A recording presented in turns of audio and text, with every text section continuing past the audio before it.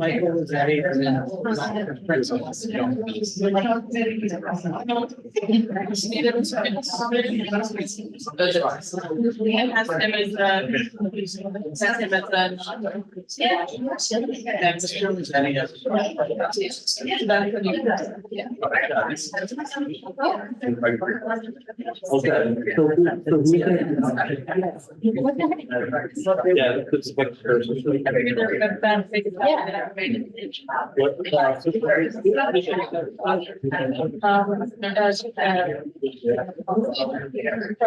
The guy got sorted at the. Oh, complicated. Oh, okay. Good evening, everyone. I'd like to call a meeting for the Conservation Commission of the Water Course Agency for Tuesday, 20th, 2025. This order. For roll call, Sue and Allison, if you could be seated. Let's see, approval of minutes from the 7th. Do you make changes or corrections? Hearing none, do I hear, do I have a motion for? Motion to approve. Second. All in favor? Aye. Right. This item, no applications received determination of significance. We have none. Great. Public hearing, we have no public hearing tonight. Designated agent actions, we have none, which moves us on. You want to seek the alternates? Did you do that? Yeah. No. I apologize. It was fine. So application for inland wetland agency business application CC number 25-02 of the Claims Affiliates Inc. Applicant owner for a wetland permit to construct 52 new residential units at the existing retained retirement community with associated improvements in the wetland soils and open review area at 75 Great Pond Road, assessors map E08 block 147 lot 001. Simsbury. So we received a lot of information last night, and this is our chance to discuss it. We did ask questions of the applicant and of the interveners. But this gives us a chance to express our concerns, interests, opinions on this matter before we, this is part of our deliberation to decide our course of action. But who would like to start? This is obviously interesting, right? That's the chat. So we have a couple of things before us. We have the inland wetland portion, which we are fulfilling state regulations on inland wetlands. And then we will be making a separate in our conservation commission. It's as referred to zoning. That'll be up to you, obviously. Yeah. I agree. I agree. So, Madam Chair, again, this is a period where you can't accept any new testimony, Yes. any of that stuff. But just by guidance, you've got a couple of decisions you need to make, Yes. right? You have the basis of the interveners. So you've got to make a decision on whether you have jurisdiction to rule on that. And then the findings based on their petition file, which is the unreasonable harm to the wetlands, and then feasible alternatives. And then you also make findings on your regular criteria for consideration. So you do really have two different pieces that you must make findings on. Okay, so we have to make a finding on whether the intervener has made their case for unreasonable harm to the wetland. I think it's better for me just to read the same.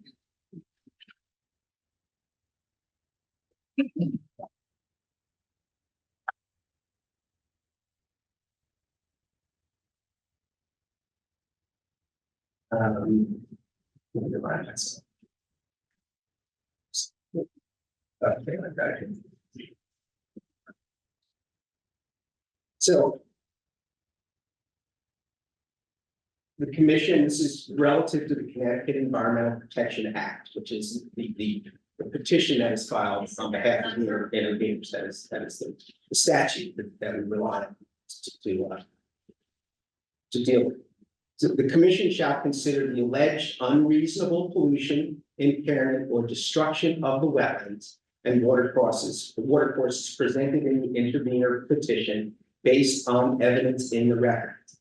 The commission engages in a two-step process. First, relative to finding unreasonable conduct, and second, related to feasible and prudent alternatives. So in the first step, the agency must determine if the proposed activity is reasonably likely to unreasonably pollute, impair, or destroy the wetlands or watercourses based on expert evidence and testimony on the record. So that is relative to the intervener file. That is your first step. Just a clarifying question. When you first said it, you thought that there was a jurisdiction issue as well. That's just really a finding of fact on the interveners. What they put You forward. know, I think the statute asks you to make an affirmative finding that you have jurisdiction to make these findings. It's just, so the petitioners filed the intervention, right? And they served a number of items, right? Impact on the wetlands. And so I think the guidance that I have read, attorney's not here, is that you should just simply make an affirmative finding that, yes, we have jurisdiction to rule and adjudicate. But that's not directly related to the interveners. That's just over this entire process. Yeah, and I think it's directly related to the intervener. Related to the intervener. So that's the part that I'm not catching. The interveners come in and they present facts along with the applicant, present facts, and we're trying to judge these. Yeah. But is there a step before that says we have to agree that the interveners had jurisdiction, or that we have jurisdiction to answer the interveners' comments? The latter. The latter. Yeah. I'm complicating it. You're gonna get into your discussion. And that is the argument for your jurisdiction. Okay, thanks.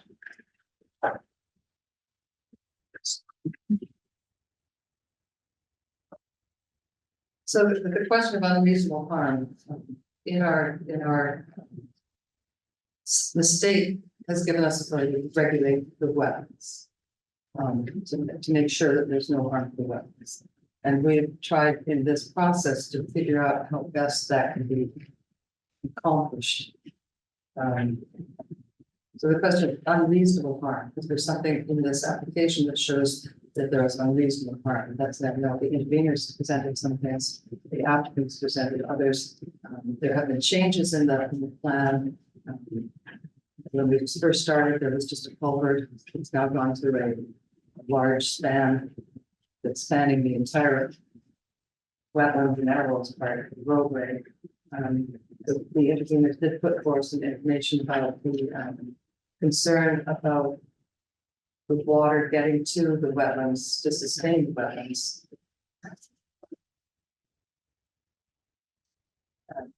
So one of the things I agree on the narrow interpretation of we have direct jurisdiction over the wetlands, but we also have jurisdiction over upland. And so, which is the waterway that those wetlands go into. And so the question is, and it's been a science question, how does the exchange of water in the wetlands affect the brook? So we have jurisdiction over that brook also. Is that a correct interpretation? I think we had sort of agreement at the last meeting that was a correct interpretation. I don't think that's on the record, yes. And I don't think it's staff's job to tell you that's a correct interpretation, and I think it is your job to come to that conclusion. And I think that was the purpose of I know we've had a lot of discussion on this, the infiltration / detention basin. We had our staff was saying that it's sort of functioning as both. and that's to slow down the water getting into Hopper. Good. So, That was one of the major effects of it, and also to handle pollutant removal, which is a function of the plants, correct?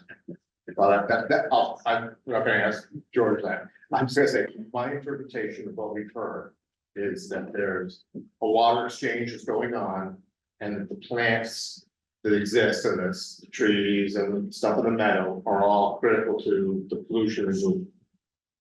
And how well that's understood or known is, I mean, that's not a perfect science. Well, I think we had testimony from our town engineer, but the Connecticut regulations say that if they can remove the sediment, that's why they have the hydrodynamic sediment, if they can remove the sediment, a lot of pollutants on the are absorbed onto the surface of the sediment. So that's one argument. The plants in the basin probably would do some others. But the pollutant that I've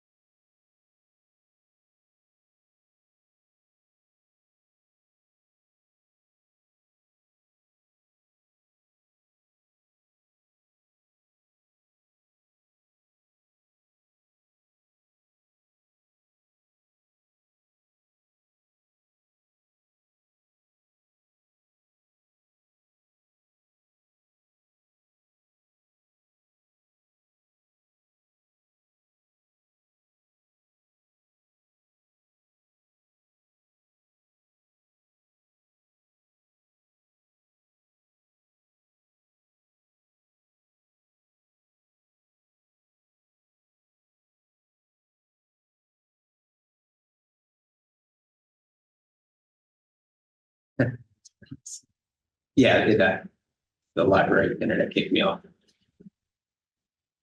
all right. Sorry about All right. And I'm gonna internet. Well, right now, there is no pollution.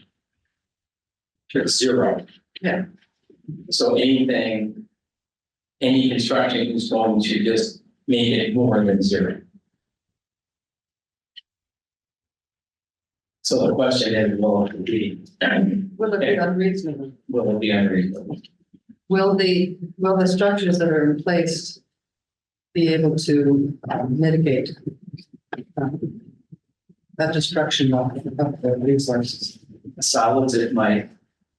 They probably would, but for dissolved minerals, salt, like, for, nitrogen that dissolves into the water.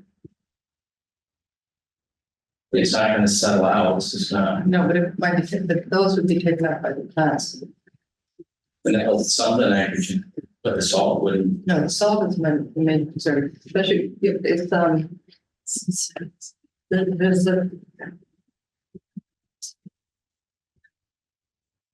the applicant has said that they will do the best management plans for salt applications.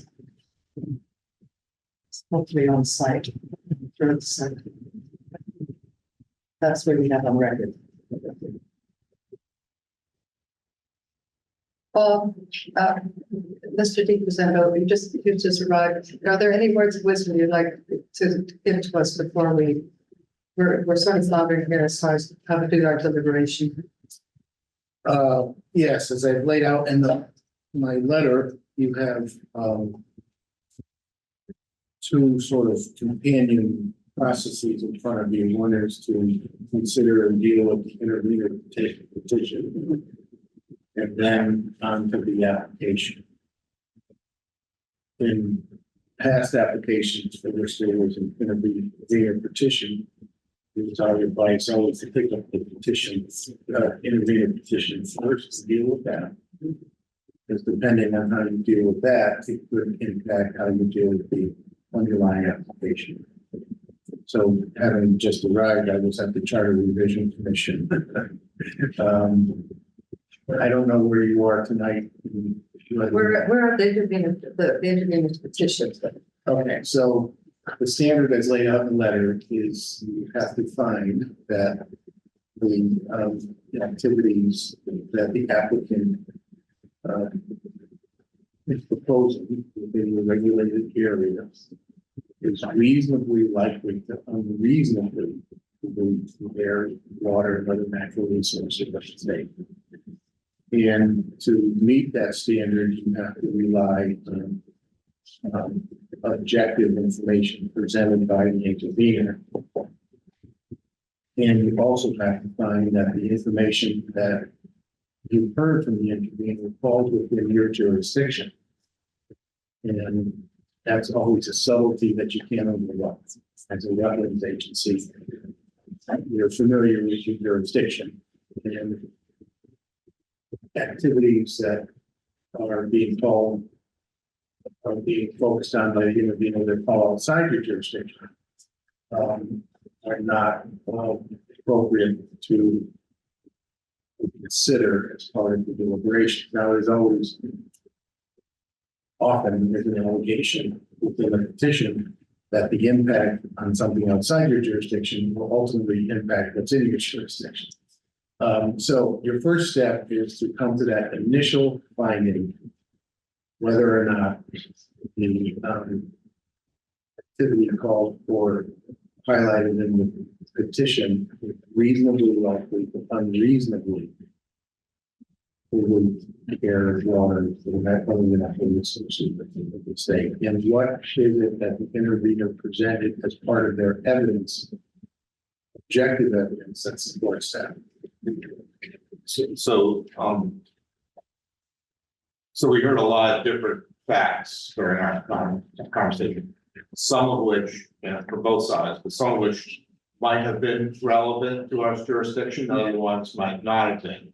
Do we have to make a distinction specifically about which facts that we're discussing, and which ones we aren't, to make sure that there's no question about what's being influenced our decision?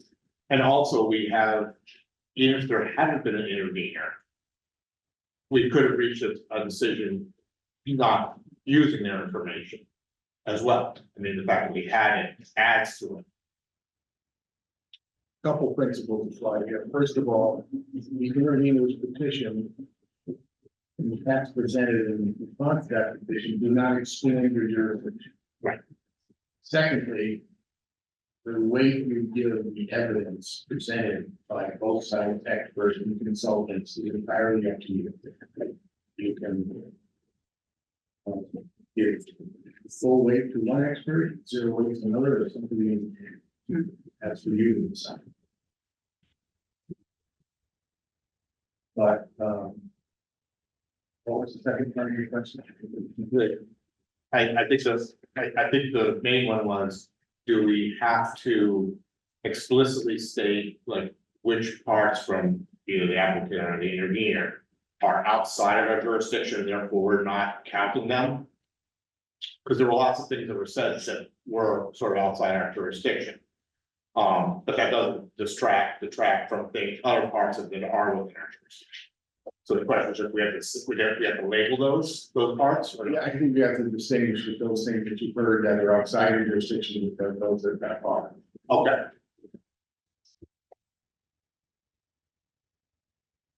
So one of the issues that the intervener brought up was the dewatering or the change in hydrology to the well. And the concern was that by sending the water to the detention basin, that water was not necessarily going to get into some portions of wetlands. And that's something I think we need to discuss. I know I had brought up a question about the roof leaders. Originally, they were going to go to the detention basin as well.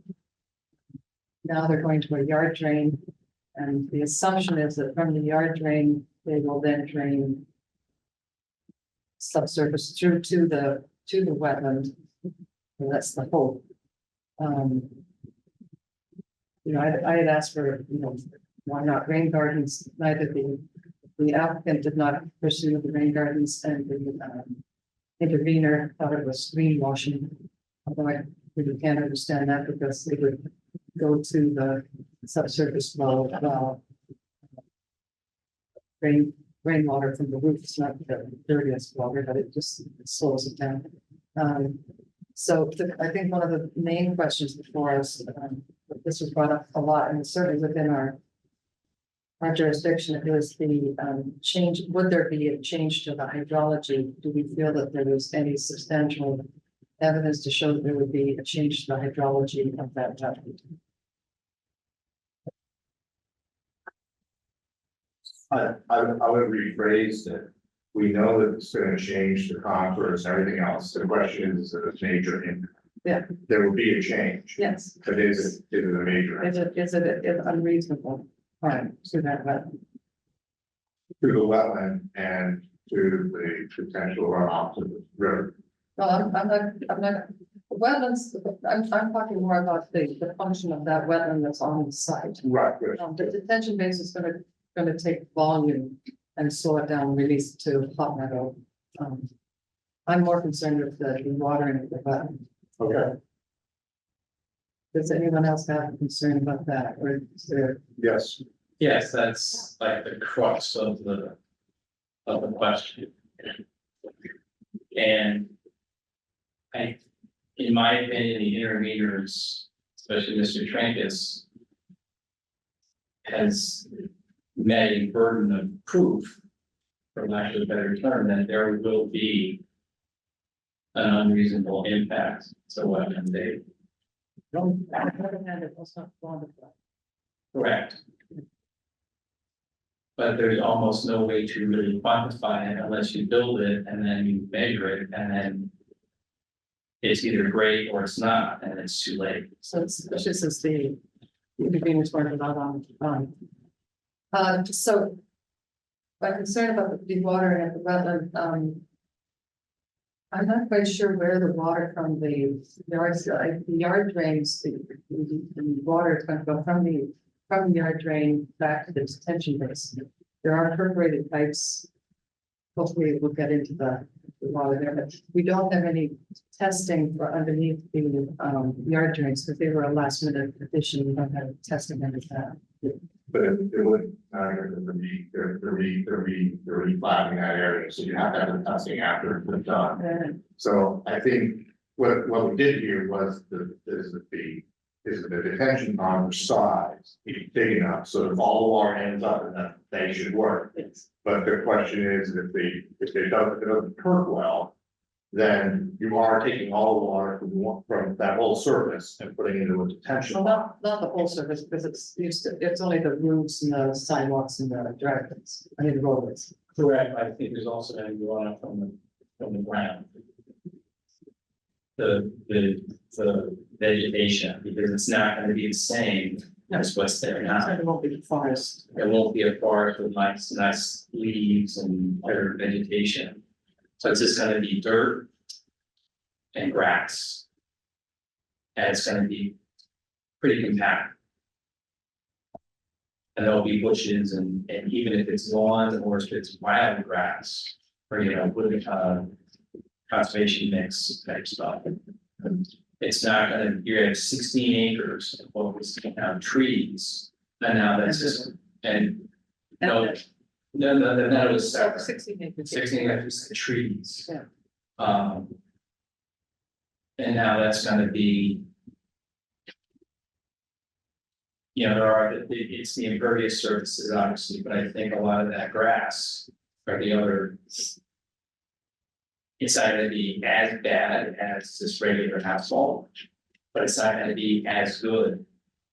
As what's there now. Although we do have evidence from both, the applicant and the town engineer using the runoff models that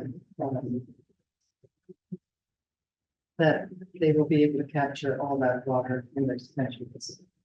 Correct, but if you look at the plans, the detention basin is beyond, Wetlands area. or the discharge is really beyond. Wetlands, I mean, there's a little bit, but most of it.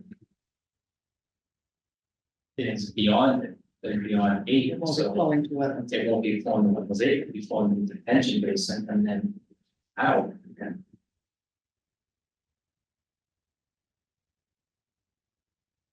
A lot of this, I think, at least on my end, boils down to the fact that the current plan does everything at once in that area, on the wetlands.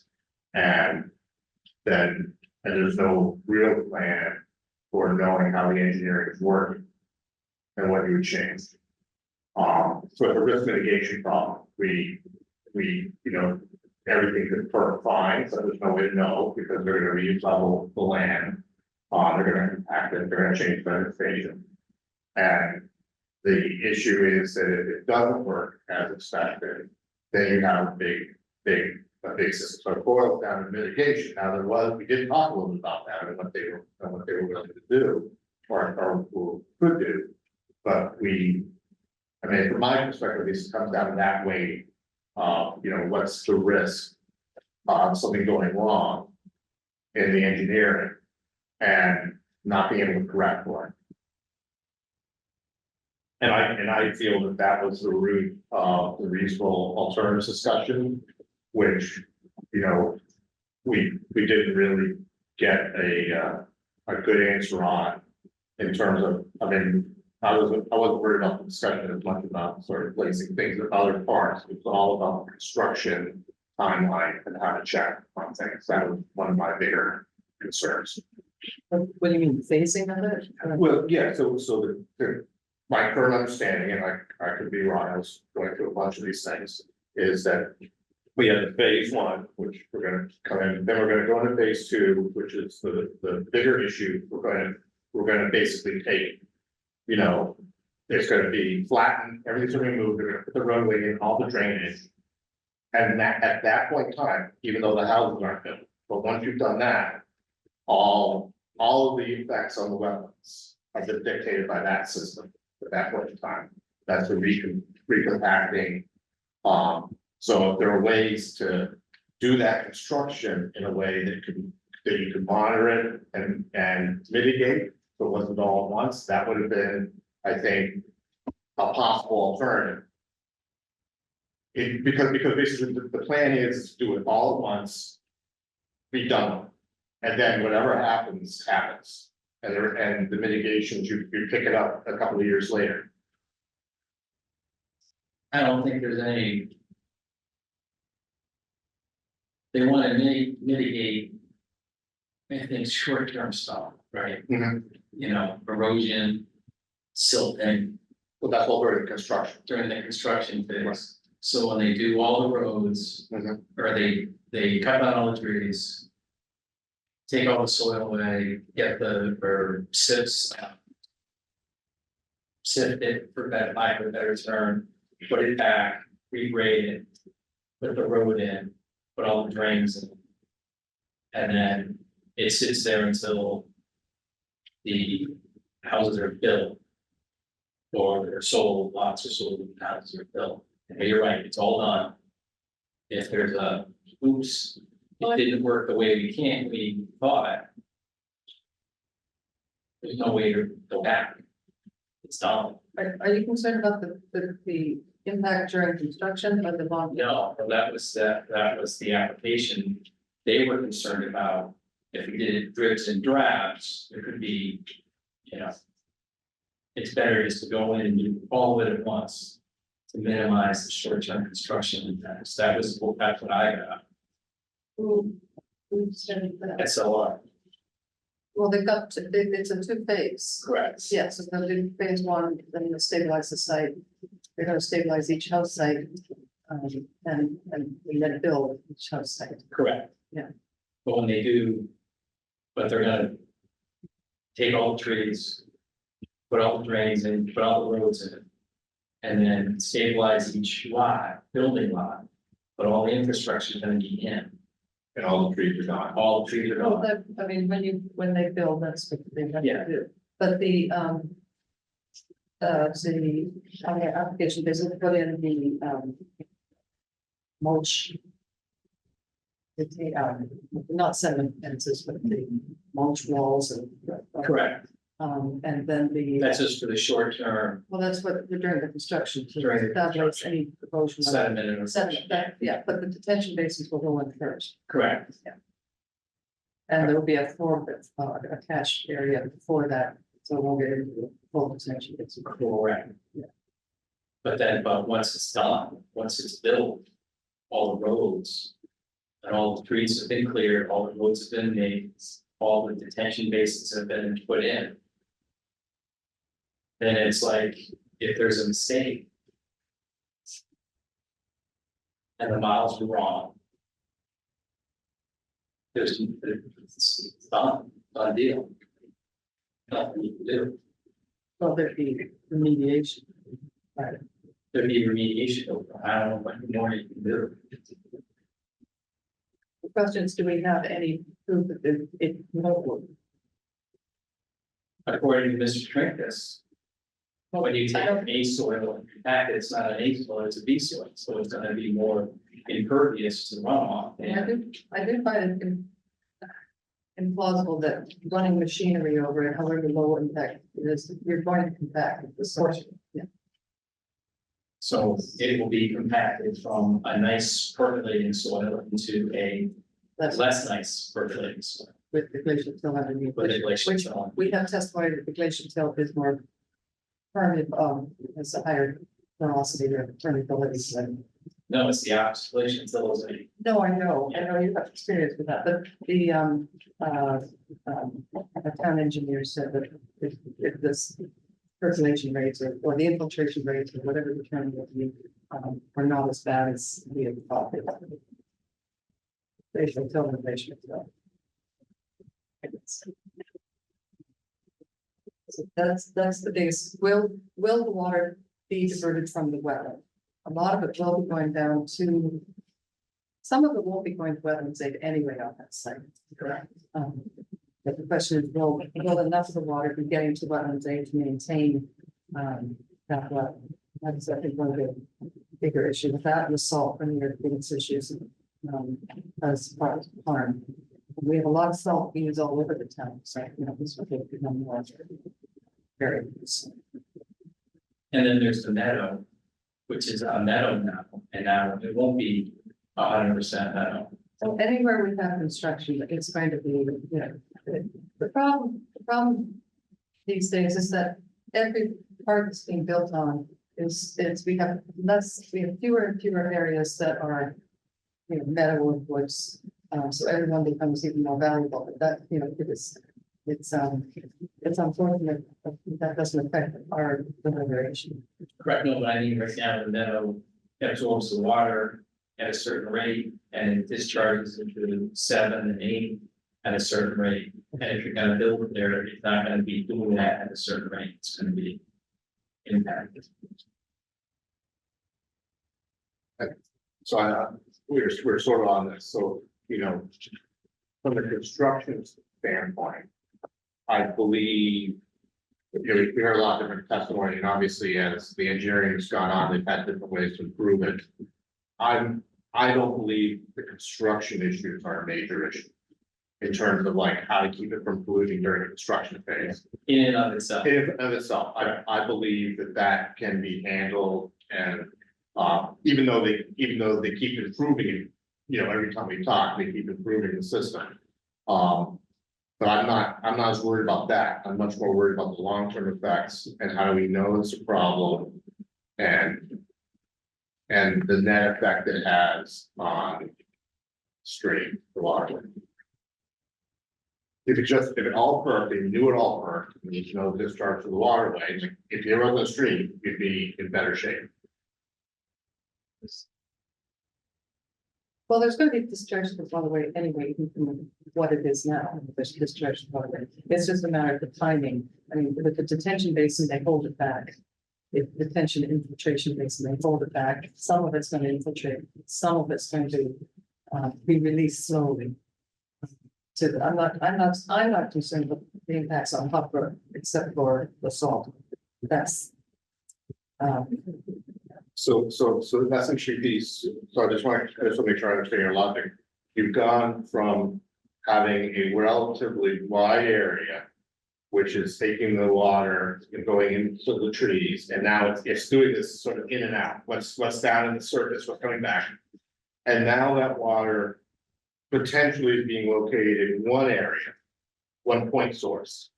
That's actually kind of close, it's like the closest part to the stream, to the brook. And what it would naturally be flowing through to remove the pollutants and stuff has now been concentrated point. Well, there wouldn't be, under natural conditions, there wouldn't be those pollutants. In this day, I do not believe the applicant said that they were going to be fertilizing their lawns. There will be pollutants in the cars. So the impact, the pollutants, you know, the main pollutant I see is salt. Well, the pollutant level's going up. Without a doubt, the question is it significant? What I think is the balancing part of that is how it would naturally get taken out of the water stream, which is the plants. Okay, so which pollutants are you most concerned with? I was concerned about, anything related to the water, to the roadways, you know, which is salt, any petroleum products, et cetera. Okay, so the petroleum products, as we found with other projects, I mean, they are, the oil separators, the hydrodynamic, and the oil separators, they, you know, that is standard operating procedure for, projects in the state. And the, heavy metals should be absorbed onto the sediment. It's usually, depends on the time of the year, but that would be, and then it would also go into the plants and their detention basins. So detention basins are pretty standard practice for these kinds of projects. So, you know, we've used them before in town, we've used them in a lot of other places in town, similar sites. You know, the state does rely on them, so I'm just cautioning, you know, the commissioners that is something that is accepted practice for retention. The question is, you know, do we have enough, this, you know, the depth to the glacial till, however permeable it is rather shallow. It's a good site for it.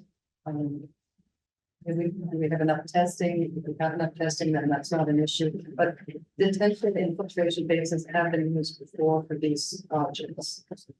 Also, okay, so let's ask. So the question is, have we? And I'm trying to answer this, it's not correct. I was gonna ask for, is there anything similar to the same? That became, because that's not current record.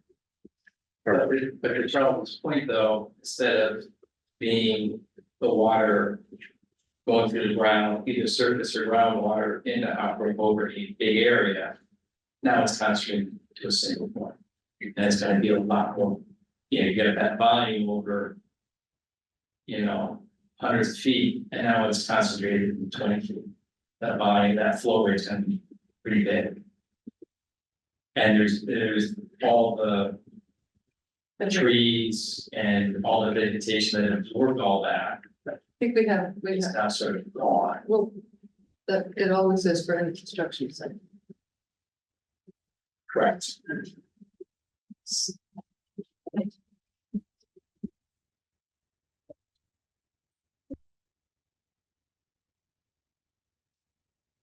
We can move on to other. But still it comes back to like this for the wetlands. I think all that water is gonna be diverted to the retention pond. Or basin infiltration, that's where you want to follow. It's Do we want, we can't accept any more information on this application, so we've got to deal with the information that we have. Um,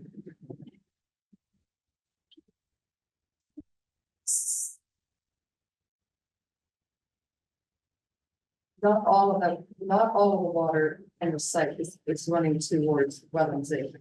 So the water from off-site is running into wetlands A. So the question for me is there an unreasonable harm on wetlands A? Has it been mitigated by the applicant? We don't have any information on how much it would be dewatered. I mean, I would have liked to have seen more effort put into getting it back into wetlands in some area. And the areas that do drain wetlands, but it's underground into that. I know a lot of projects rely on very large, engineered solutions. And this is one of those sites. We need those engineered solutions for a lot of projects. Would have been nice to have seen some more LID type solutions on site, although there were some What kind of solutions? low impact development. Yes, swales, rain gardens, that sort of thing. Whether or not it's conducive, the intervener unfortunately said this site's not conducive to us. So maybe they have to rely heavily on engineering solutions such as the infiltration yard drains. We figure out if they could infiltrate to a yard drain. Rain garden could also.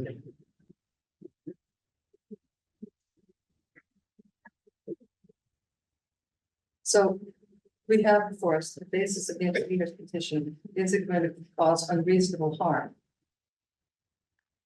And, well, can you give us a definition of unreasonable harm?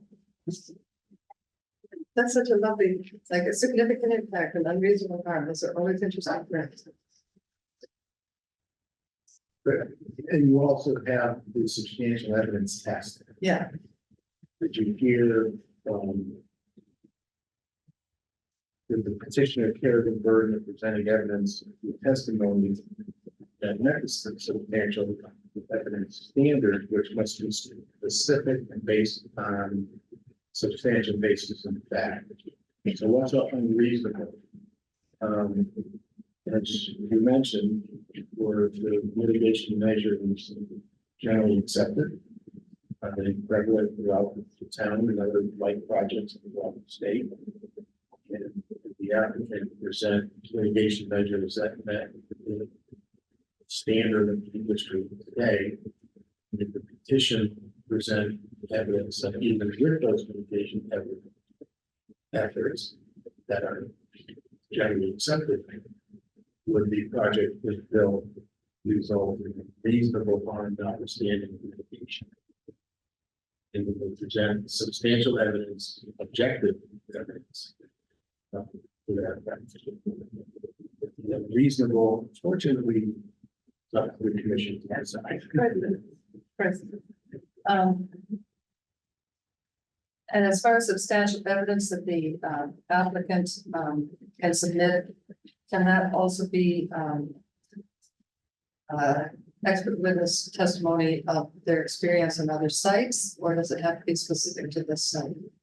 Well, expert evidence from other sites can be testified to, and if you find it to be credible as applied to this site, then I do think if an expert were to say, we built this in 20 other applications, all of those 20 other applications, once built, it operates as intended, would be another reason to believe that it would do the same here. When the first site would behave the same way that it makes sense. Again, if there's a proven that the expert could present you with evidence, specific objective evidence that the mitigation measures that worked as proposed, then I think we can give that whatever way. The other hand, cleaner, substantial, objective, provable, But that particular mitigation measure doesn't work in any application, and because of the characteristics we see here, and here, that credible, that we should be able to balance it, yes, So we had, intervener's testimony, was more of a case that the, compaction of the soil during construction would reduce the amount of infiltration into what we didn't really have any suggestions as to what else could have been done other than don't build it here.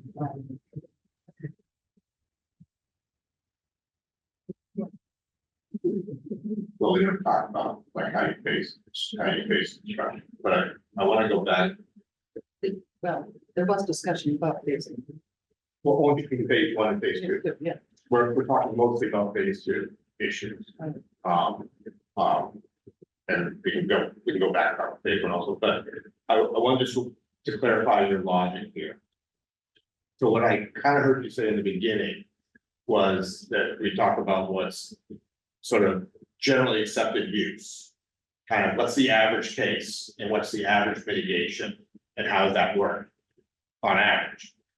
But if we have a situation where the actual installation is a lot different from the average in terms of the relationship, or that the possibility of the harm is a lot different and less protect, you know, basically, if you're trying to deviate from the average, which I think in this case, we maybe are in a few things, does that change our thinking, or does it need to always go back to the average?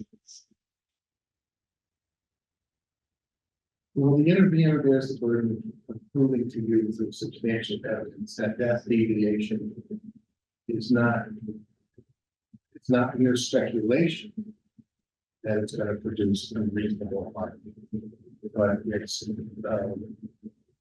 proven to be through objective evidence that it will substantially likely produce that.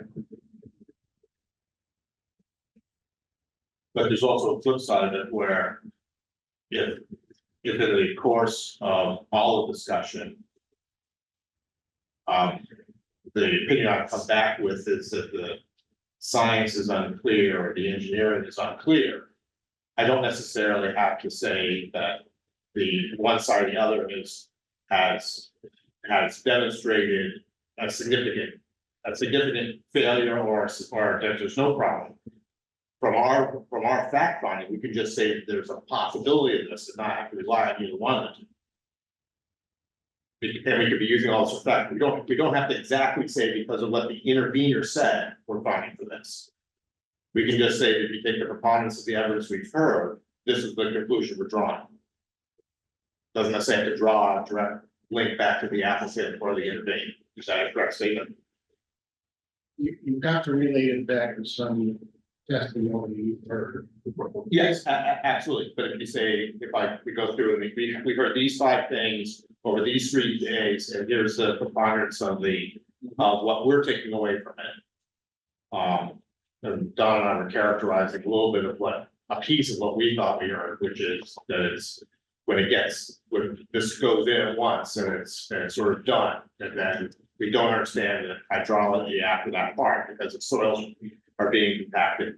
That's come out of a series of discussions from both sides.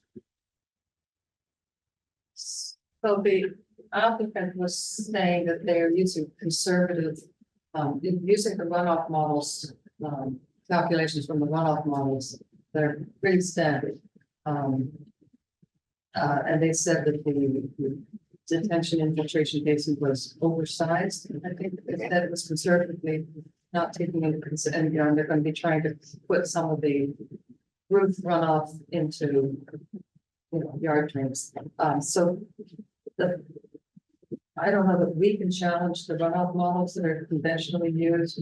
I do agree with the intervener that there's probably less infiltration than what was assumed, but on the other hand, the applicant is making the detention infiltration basin bigger than they need to be. So how that, might counteract.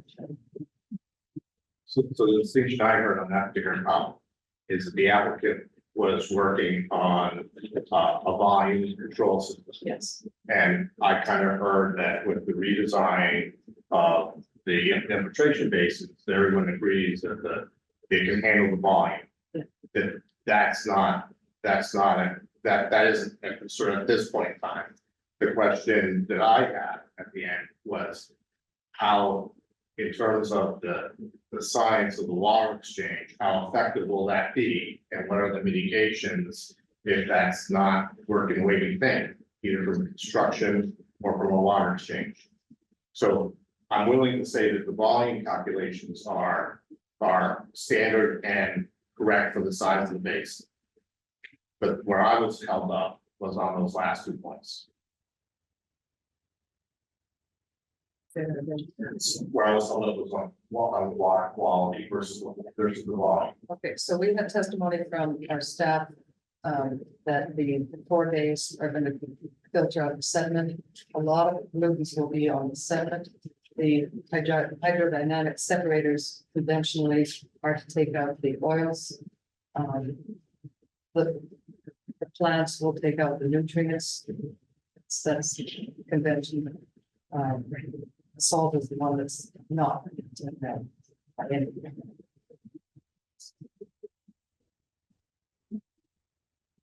My biggest concern with that logic is I don't think the plants or the soil, they're gonna be the same. No, the plants in detention infiltration. And so how you're going from, so it's just a question, you're going from large acreage with distributed plants and trees I know, but into a focus area. in that case, we would never develop anything, which I think it's a lovely site, and I'm sad to see it develop, but it's, that's not in our jurisdiction. We have to say, have they done everything to mitigate whatever impact? Is it going to be an unreasonable harm to wetlands? That's what we have to, or the wetlands, and I know you're concerned about hot meadow.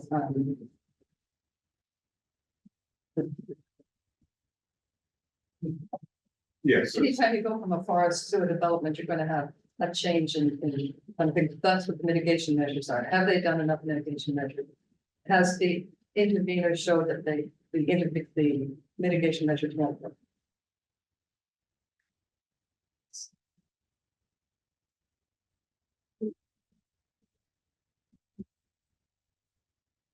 I'm thinking about that, so the good question is, I think this, so that's one thing, the innovator showed mitigation work.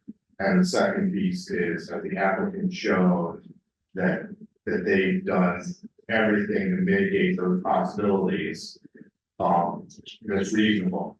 And part of the question was on, in terms of phasing the phase 2 construction in a way that would mitigate the tree removal all at once, change the plant system, measuring the compactness of some of the areas. That was one of my questions, is that type of mitigation, is that kind of alternative scenario a reasonable one to be requesting or not? Were you asking the phase 2 be broken up into separate additional phases? Yes. Okay, that could be something would that be something that our conservation, is that conservation? Or wetlands? It would be under the wetlands. It'd be a condition for conservation, or would it? You could develop a condition of approval. But that particular piece was not addressed in our discussions, like how could you do this in a way to do part of the construction, monitor what's happened on the water flow, maybe in checkboard, and then move forward. Some of that would be somewhat seems to be difficult. I mean, depending if we have a drought or like extremely wet year, or what would you be looking for? I think you're talking about things over here, you're talking about a set of houses, phase 1 houses are gonna go in first, but they're gonna put the roads in. You're probably talking about year or two before they build all the houses. Yeah, as I said, I mean, it would be. That would be challenging to do the analysis because you might have a drought year or a flood year. And you don't really know. Who's doing, but you could still, we could put it as a, condition that phase two be broken up because it is a large section of woods to be. Clear cut at the same time, that's very ambitious. I mean, it's more than the 5 acres that are sort of recommended. Not a rule, but seems to be a recommendation. But that's. Again, the intervener did suggest that was, that it was too big an area to do all at once. But there was no real display of harm. And I don't know whether that would have a display of harm on the wetland. Even though it does change the dynamics, but I don't know that we had any testimony on that. Substantial evidence. It did. We basically had a discussion that said that, you know, we've done a lot of testing of soils currently. And then we had, I think, sort of I thought our general agreement that once they re-level things and they compact the soils, that they would have to retest those in order to get a better idea of how things are moving in that area. Was that from the intervener? I thought I heard from both sides, that that's the only way you could answer that question, which is why the applicant was going towards the volume model. Here's how much water we're gonna take and we're gonna put it into. Okay, well, they use the currently approved runoff models. Problems with those, but that's, I'm in a position to challenge them. They've used conventional models that are used on every other site. Is there something different about this site that we can say? Yeah, it's a very large site. Yes, that goes to the phase. And it goes to the paving, and there's a lot of flora removal and change, which is changing, so, you know, so then that's all part of the filtration system and how things drain, and you're concentrating it in one place. So that area that you're draining, to think that is a relatively, that large area, to that is, I don't know, it's probably not unique, but it's definitely not average.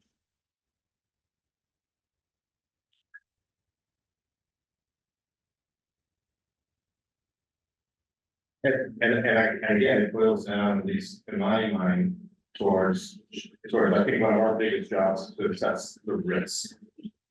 And what is the risk to this? And it doesn't, because something can be wrong, doesn't mean it's going to be wrong. So what do you see are the risks? I see the risks are the compacting of large chunks of soil, all the ones that are movable. So that changes the runoff coefficient. And changes, yeah, I'm not sure runoff coefficient is the same as perking. It talks about how much the surface runoff percentage. Right, okay. And, okay, so that's probably related. to That's the runoff. perking. Yeah. But it's also, I thought one of the early talks we had about the wetland, this bigger area, was the subsurface water transfer that occurs. You know, and how much that can be disrupted. So that was just one of the other risks. So do we have any?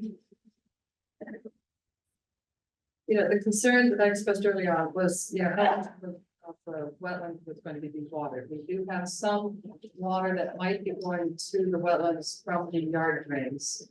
The water, we don't want the water from the road to be going to the yard, but to the wetlands.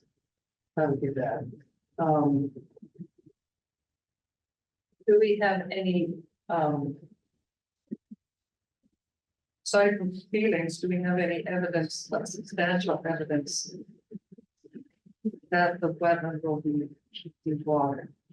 We have enough evidence on the basis from the intervener to show it will be. I know they've made that statement and I, you know, sympathetic to the dewatering of the wetland.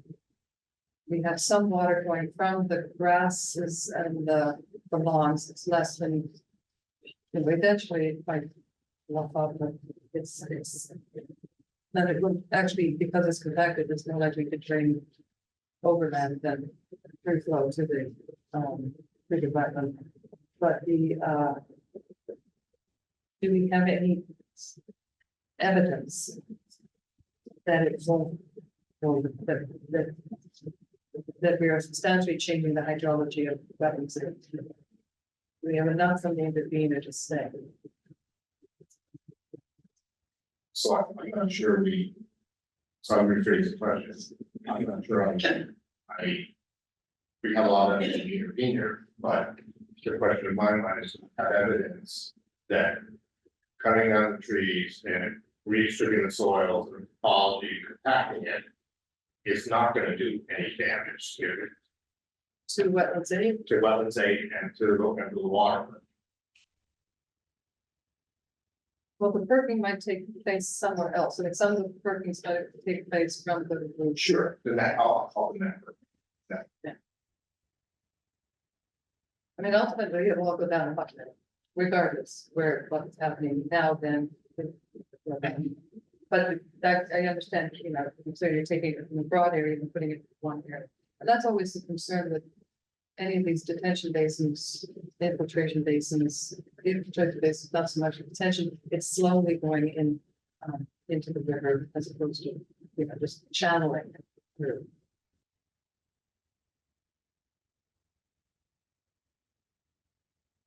You want to sit on this for a little bit with the other items? This one is one key, this is one of the key points. It is one. What is the second thing that we're supposed to do? We're doing so well on this one. What's the second one we're trying to go for? The second part, if we have to deliberate it. You said that this was the first.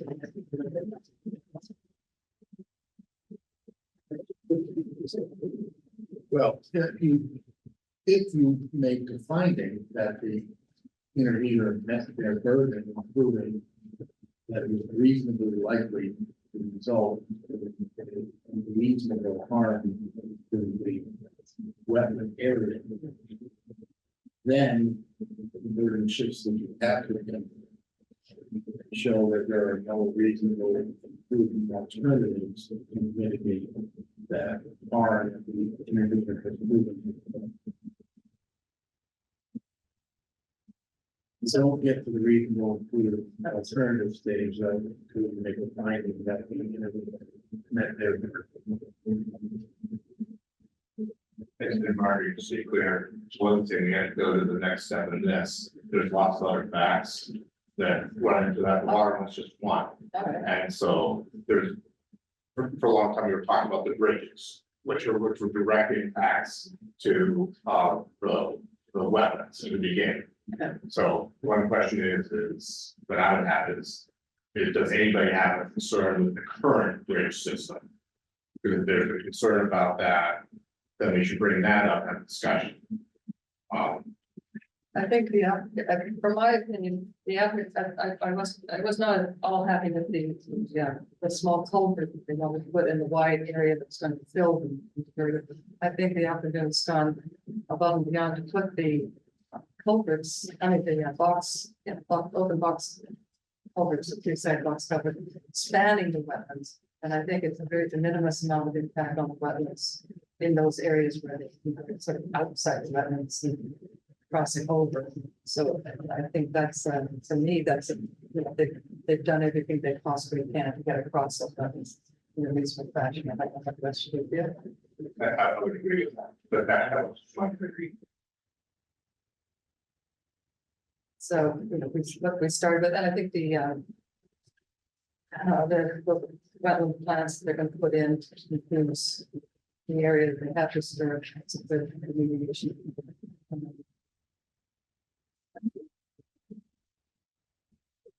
So one of the other.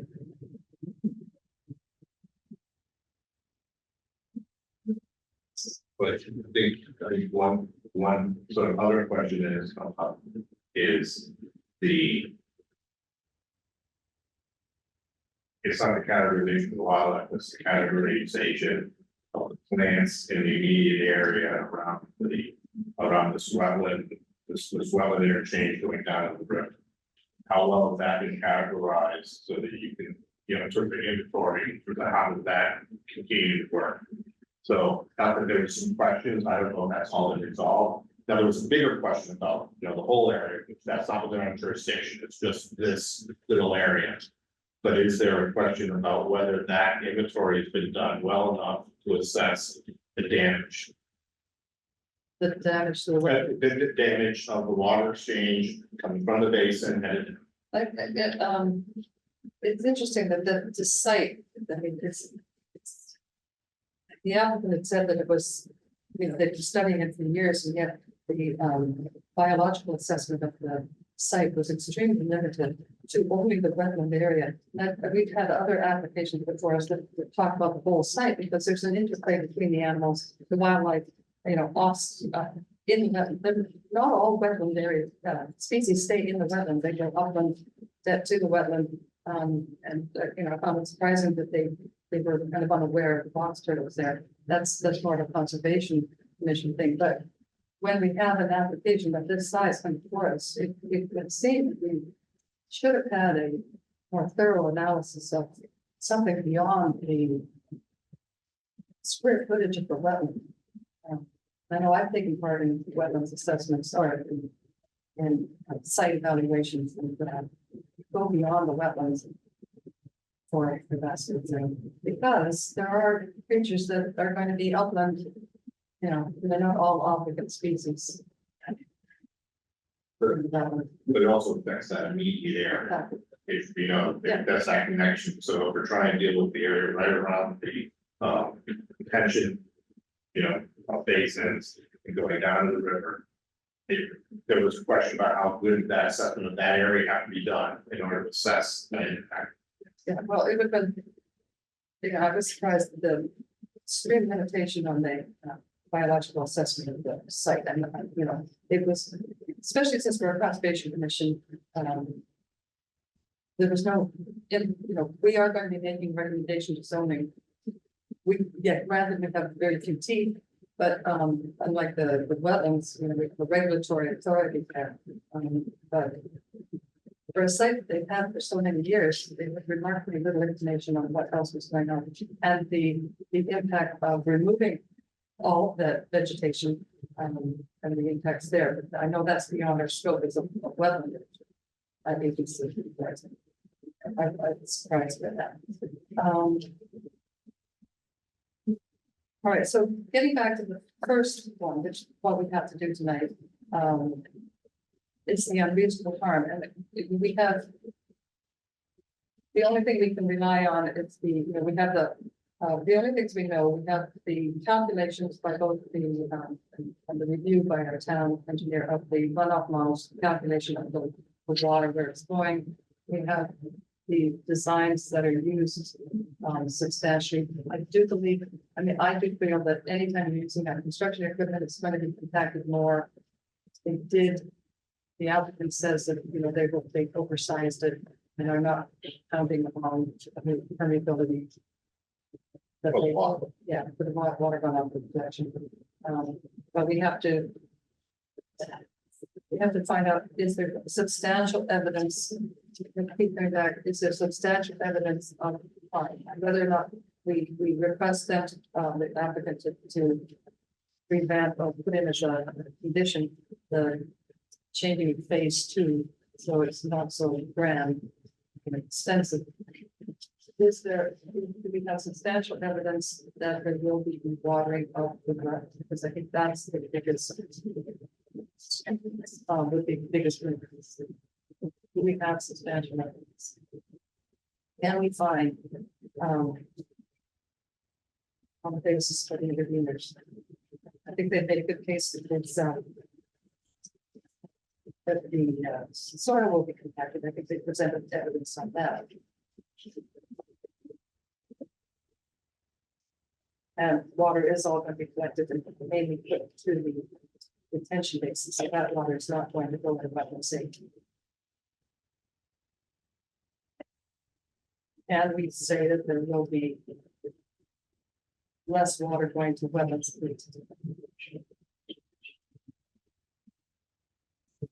Speak up. Speak up. Sorry, I keep getting tossed around with who we're talking about, but. I mean, with regards to the interveners, trying to do whether it's, is it likely to affect us unreasonable harm. With regards to the water flow, if they did not have access to the property, so if they weren't, I don't know how they could have possibly controlled with more information than what we got from the applicant. That is a concern. I know one other time in town, we had an application where we had inconvenience. It was for Meadowwood project. The interveners were allowed to go on site and do their own studies. Yeah, I mean, So it's kind of hard for an intervener to say, so put forward information if they're not allowed on site. yeah, I think, as far as calculations of water, the hydrology, the percolation, I don't know how they would possibly be able to calculate that. But still, not even accessing the property during this time, they were able to show us a lot about the flora and fauna, a lot more than any of the other, like any of the applicants.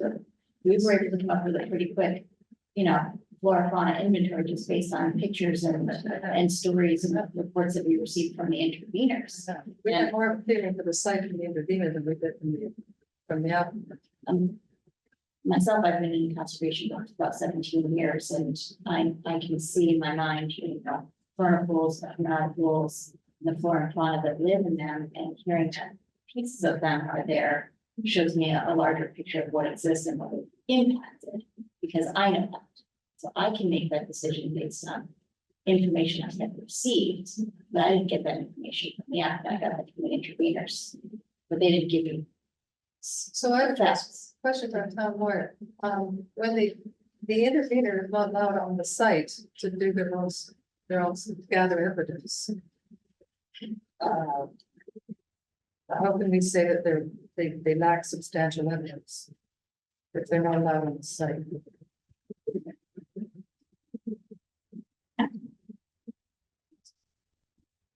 You can only deal with what intervener is presented to you. The reason why is that limited. Well, we do have on record that they were not allowed on the site. They're considered trespassers.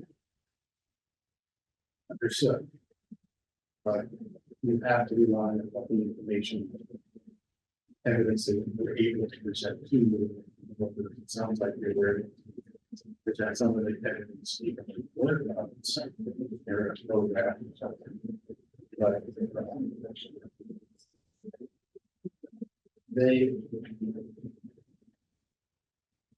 you have to rely on what the percentage is, right? Yeah. No obligation by the applicant. So, but we're allowed to determine the trustworthiness of these sources. You're all allowed to Yeah. assign, the credibility. To provide the accuracy.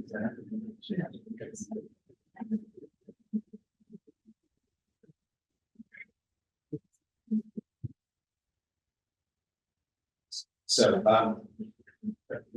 bottom line, what we would suggest that may get to the point if you examine the petition item by item, right, which is to go through the intervener petition, you've got it all on your computer. Pull it up and walk through that. I mean, if you have tenants just that make findings to the petition, you ought to walk through exactly what the petitioner's thought. We could do that as an exercise, but that's my good one, but. Then it goes back to the applicant, also, there's also a parallel path, which is had the applicant prove that they have, they put forward the least damaging option, and there are no other alternatives in the system. Even the interveners weren't here, we still have to answer that question. Correct. Yes, you would have to answer the question of your decision-making criteria, absent the intervener. Yes. Yes. All right, and the interveners, it's,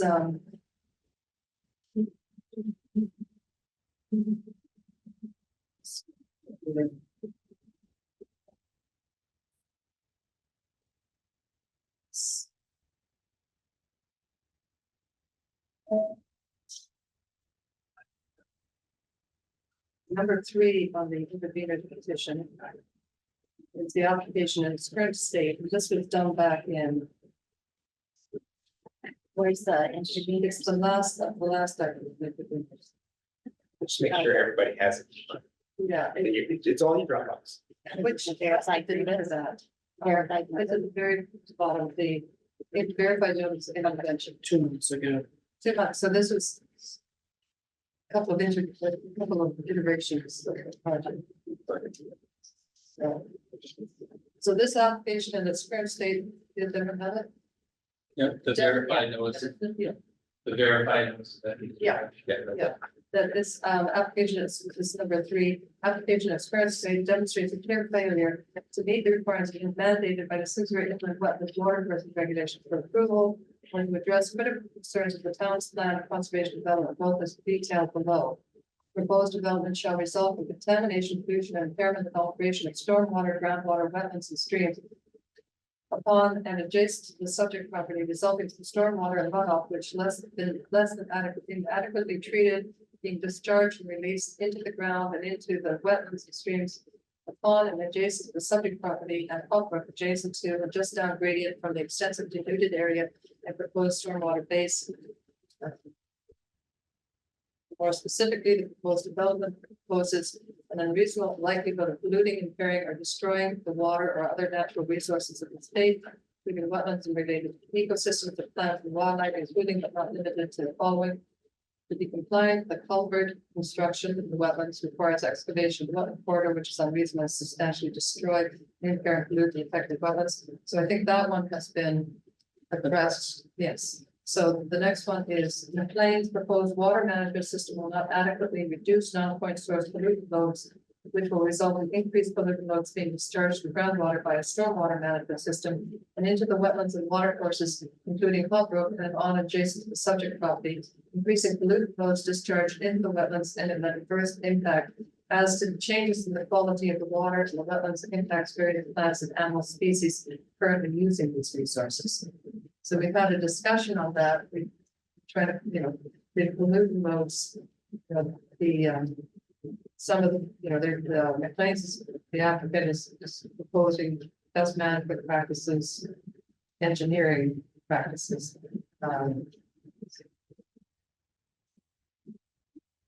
And the plan includes the removal of 16.5 acres of trees, construction of blocks in this.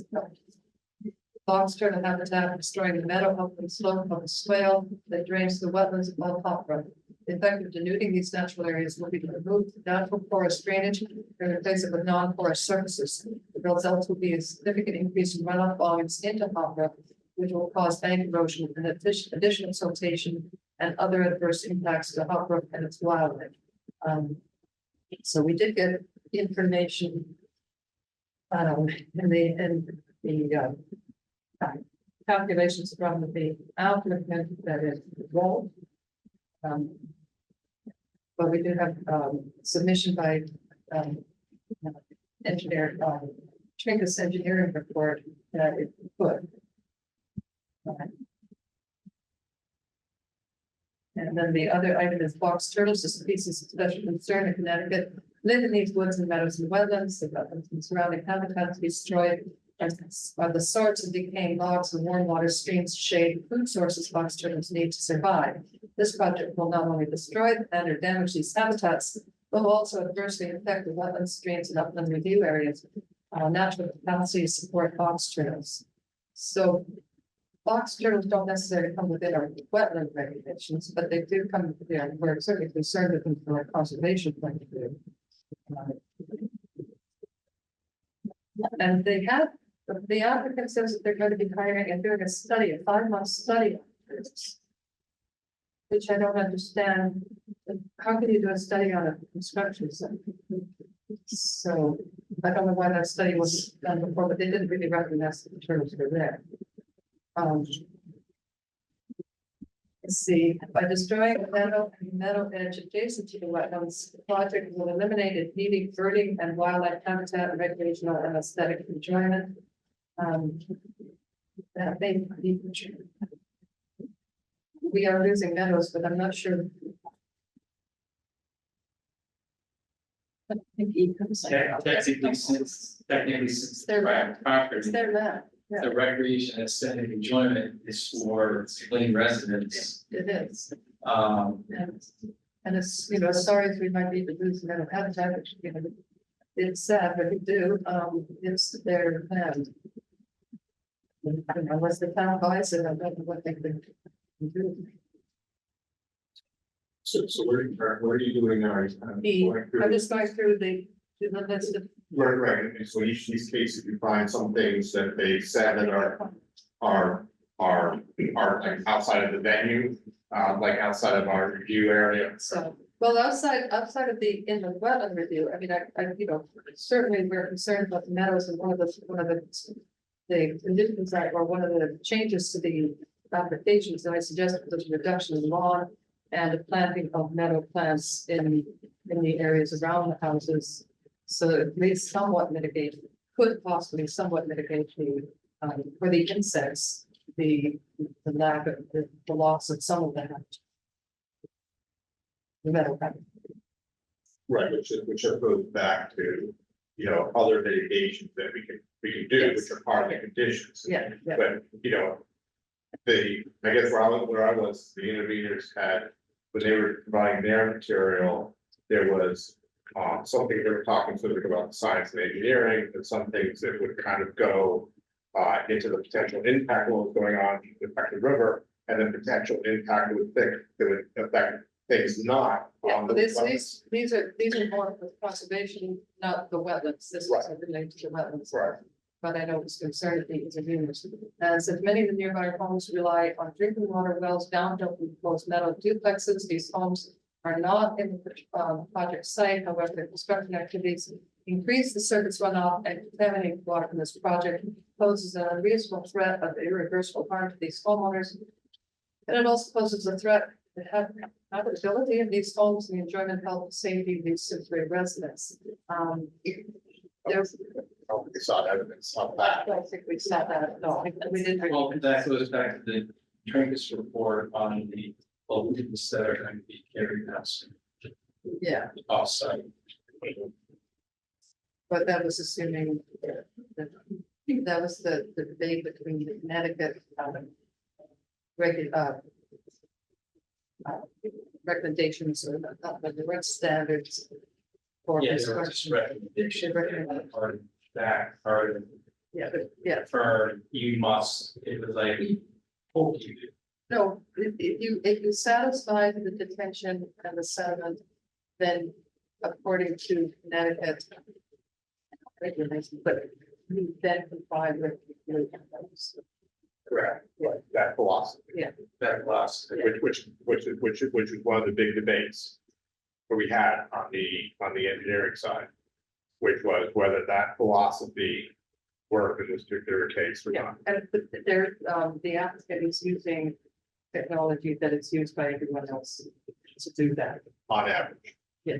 With the- Well, this is not a heavy food site, and we're not talking about a site where there's a lot of industrial waste. Right, things, I mean, this is a, you know, residential area, and those are things that are used. Best management practices. Except for the elected. In addition, the plans submitted, are deficient in numerous ways, including but not limited to the following. The applicant omits to mention the box turtles or any other species, and instead asserting without any support of substantive analysis, there are no expected impacts on wildlife habitat. To the contrary, this is a habitat, no box turtle habitat, biological assessment should be required. One of the things that it didn't come up very often, did come up with the woodcock. It's great woodcock habitat. That's another species of special concern, I believe. So, you know, that's where I think there should have been an assessment of the whole site. This application is, and B is the application does not specify types, quantities, or sources of native materials to be used for fill. I think They're gonna use what They're gonna use there. those on site, so that's not, the temporary wetlands impacts are exceeded. But a detailed analysis of the extent and duration of these impacts is omitted, as there are specific mitigation measures beyond general landscaping enhancements.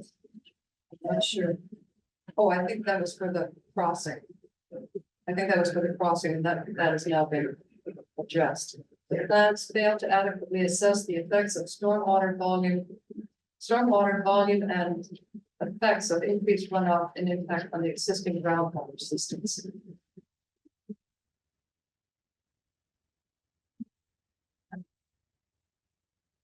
We did have, SLR did submit information as to the, how much water would be detained and what the effects of the runoff from the site at that particular spot would be.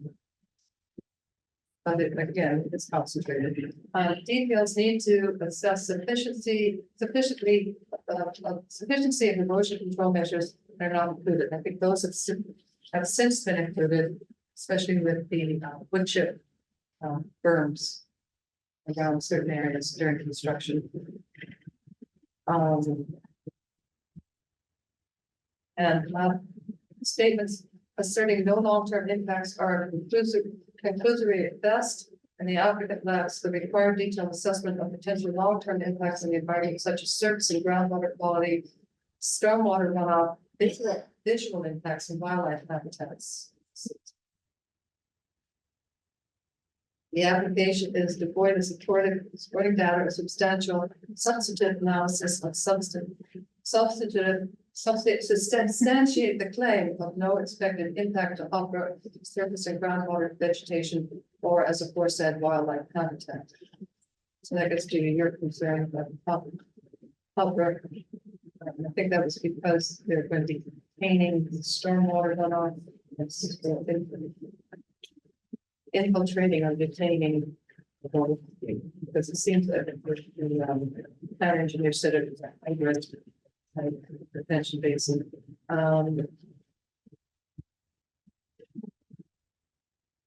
The application remains deficient in that the applicant has failed to establish and has evaluated feasible and proven alternatives to the construction sites chosen, and then explain why they were rejected as required by the regulations.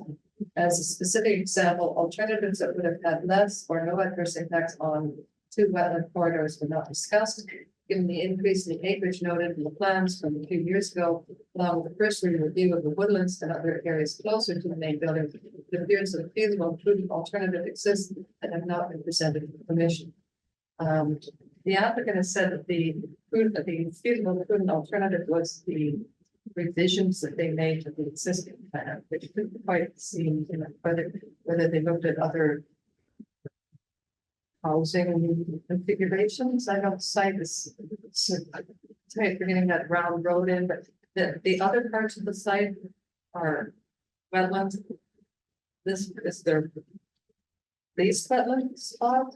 And I think they were making the argument that's why they were building it there, but whether they could have clustered those homes in a different configuration, that was never discussed. Well, they had 3 iterations on that, which they would, and they dramatically reduced that. They did pull them out of the wetland, up into the review area, and they switched them together a little bit, and they did remove a couple of units. And you can go back and see how they've actually done that part of it. And so it has been a substantial change in that, but it's again, the effect of removing the foliage and how it's gonna be treated and stuff. Well, They have- they I have was to- more like other, they had these potential little rectangles. Was there another configuration of different types of rectangles?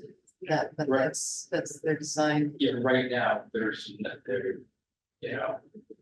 place to go, No. It's, because they chose to build the vertical, which was a big high, not But high, that's- but a 4-story thing instead of putting these little. but that's their choice. It's their. Correct. So that, we can't go back to that, but, if the plan has changed, whether or not we feel that the prudent and feasible, Was there anywhere else they could have built this? What, and they did address that a little bit, because they came back in the last one and said, well, you try to do up here, that would work for this. Yeah. So it basically boils down, Eventually we got, well, they had done a bunch of changes in phase two, to Yeah. tighten that up, and then they addressed a little bit of some of the areas not in phase two. And they said, and they had reasonable discussion as to why it wouldn't, why you couldn't move phase two and those other things. But then, and so I think they have addressed, I think the. no, I was thinking more, it's, you know, it's, our duplex is the only way they could have gone, but they have done something, a different design from what, you know, the very conventional, you know, two house. Was there another design that could have had Okay, potentially another, it goes to your point of what were the other alternatives in phase two. and that was one of the questions that I did ask the applicant early on in one of my questions, was there another way of using that land in a different fashion? But we never saw that. We did see iterations of the existing model, but we didn't see. It was always 26 units.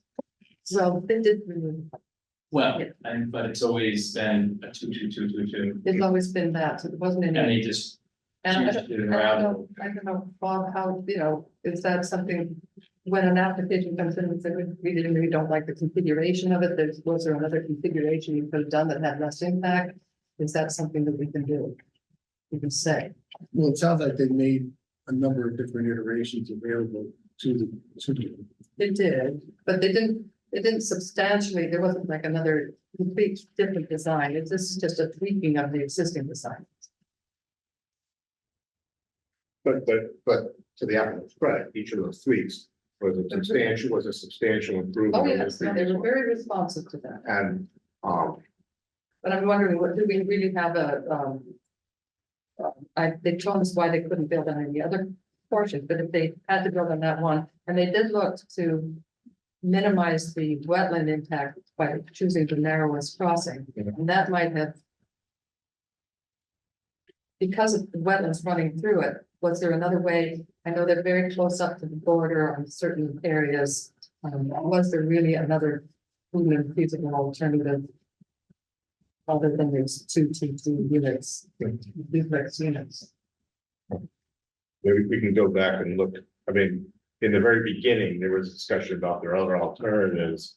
But it was light on those pieces, and then they've been addressing within their current design, they did a lot of work in that. Yeah. But they never. No, there was a lot of tweaking of the existing, if there wasn't like, here's another, you know, Sure. bubble diagram of something else we considered, but threw it out because it didn't give us the number of units, it didn't do this or that. Let's go on. Let's see. Where are you? Number 8. Or number 8, maybe.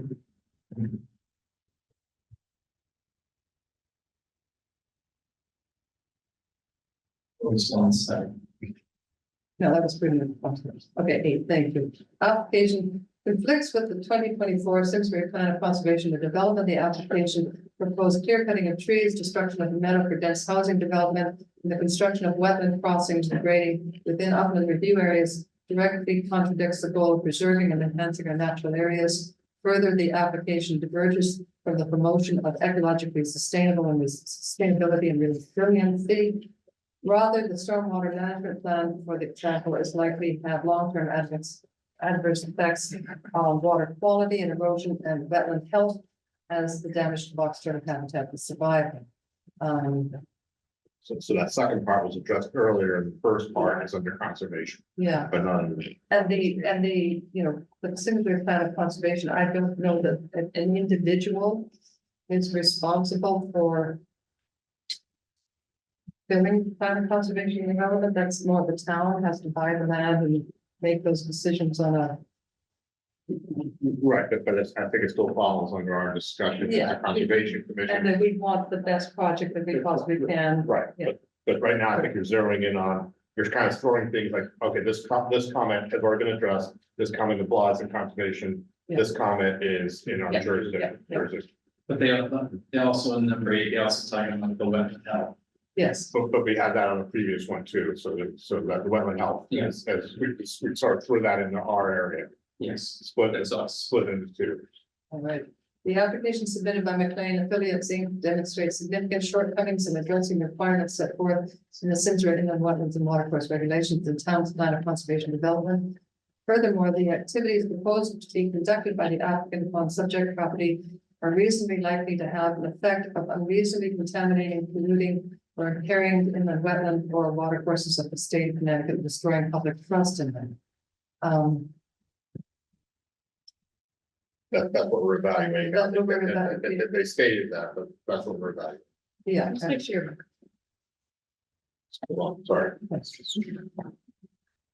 So we've had a discussion on that. In accordance with all of the foregoing, the applicant has not carried its burden of establishing that the proposed permit should be granted. Therefore, based on the current regulations, the scope of the commission's authority and the deficiencies in the applicant's proposal and the environmental harms that would cause, the application should be rejected unless and until significantly modified to address the above summarized concerns. So this is always the problem when, you know, a development comes on a lovely piece of land. It's always going to change it. But that last item is just their recommendation to us, that's not an action item on our end. No, it goes to our conservation commission. We will be making, recommendations to zoning for certain things to take into account, and our concerns. And certainly, you know, this has been an area that is a corridor for,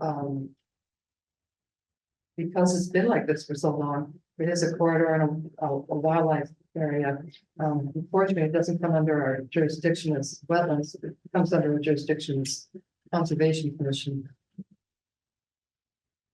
So, So I would say we keep that in our conservation Yeah. hat, and we come back.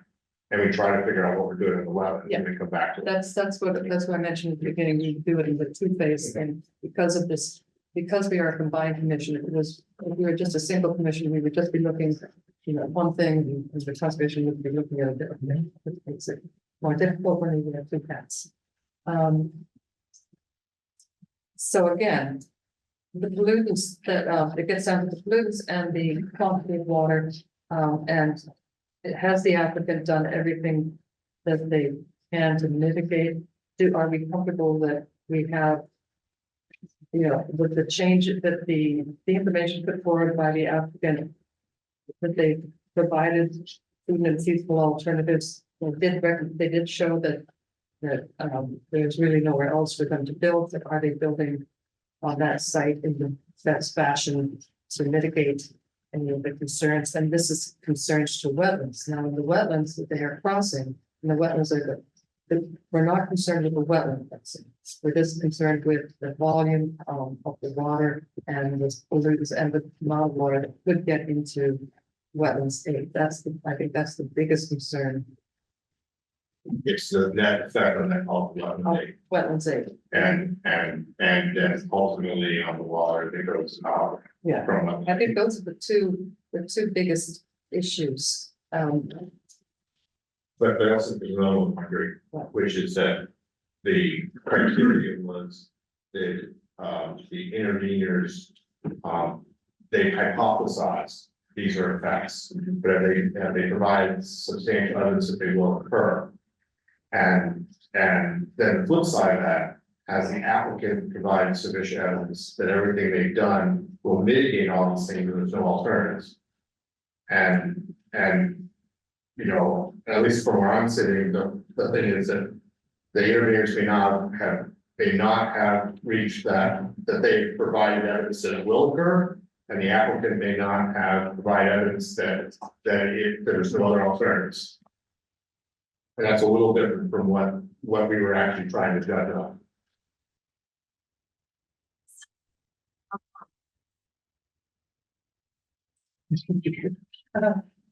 So.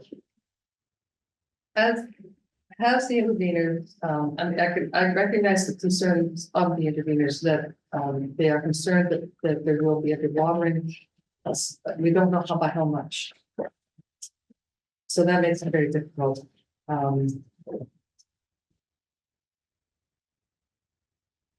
As far as the pollutants, they presented evidence that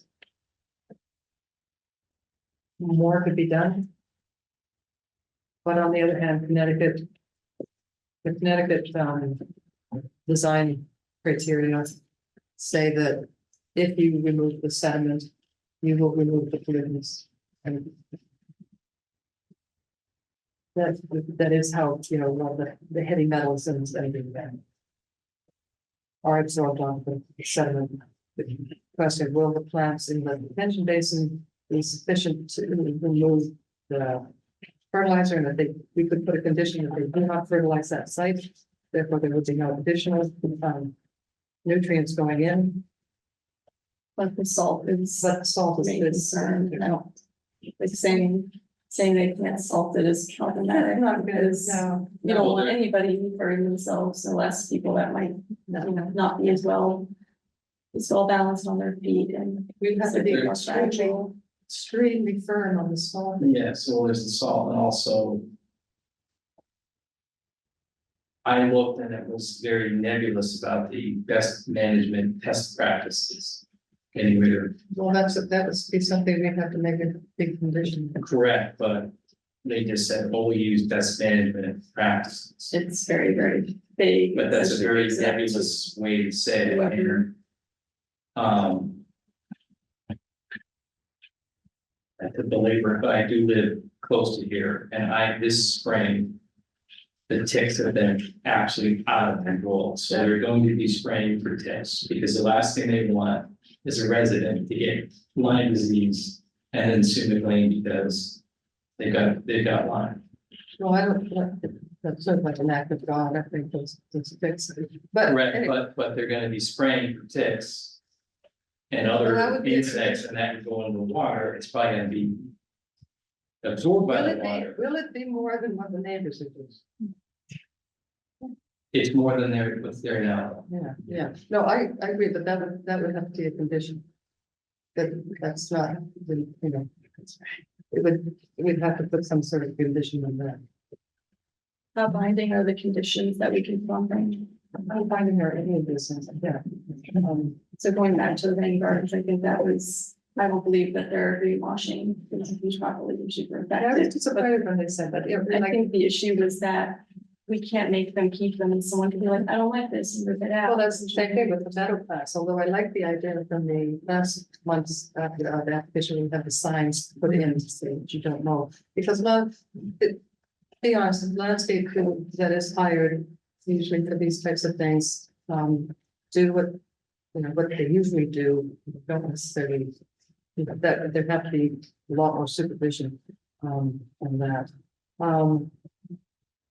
So that would be a condition, but that's really, you know, I would say that no matter what we end up doing, there's probably lots of conditions Well, on these things, we should just make a list of them. Yeah. To get, we have to get to the harder parts, which, you know, I agree with the plantings, the pesticide control, et cetera, but those will all be conditions to put on. Yeah. whatever else. and I would want to see the rain gardens, because that adds a habitat. Rather than the engineered yard drain, So that sounds like an alternative, that sounds like a pretty conservative, it was not that well, it was, but if I didn't mean it, I mean, you know, the applicant, put in, the intervener was the one that said it was greenwashing. So, but I mean, our concern is getting that water into going to wetlands aid. In addition to what the applicant has done. They could be shrubs, they don't have to be.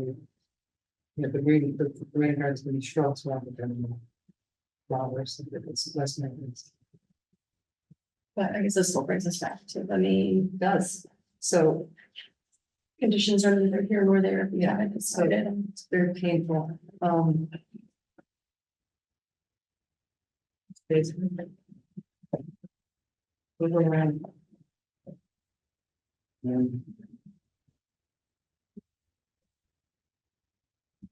Thoughts? So we got a few things. One, the pollution that will be there, that's not there today. Salt's not gonna be removed, that's gonna go downstream. We put the oil separators We might have some of that that's not there today, that will be there tomorrow, maybe that helps. We do know for removing a lot of the trees, what, 16, 17 acres. Now it is maybe half on. But we need to look at those are our conservation issues. So for the wetlands issue, For wetlands, we know the water's not gonna get to be as much as it is today. And the quality of the water that goes there is gonna be changed. so Yeah, so, I'm just gonna keep it relative to whether the interveners were able to show us that, and I think regardless of the interveners, I think. We can look at this plan and clearly see that. The wetland areas are gonna be dramatically impacted with the loss of water flow and the change of the water courses. And the percolation just by looking at the plan in general, so if we were to say, did the interveners show us that? No, the applicant showed us that. That's my perception.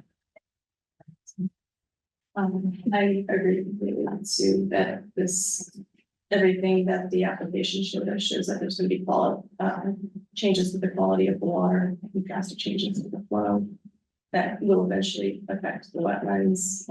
As far as the interveners go, I don't believe they did show us that, but she said it was shown. Maybe they would have shown us that if they were allowed on the property that they've been allowed for the last 20 years. I guess maybe that's either more there, but that doesn't really look good.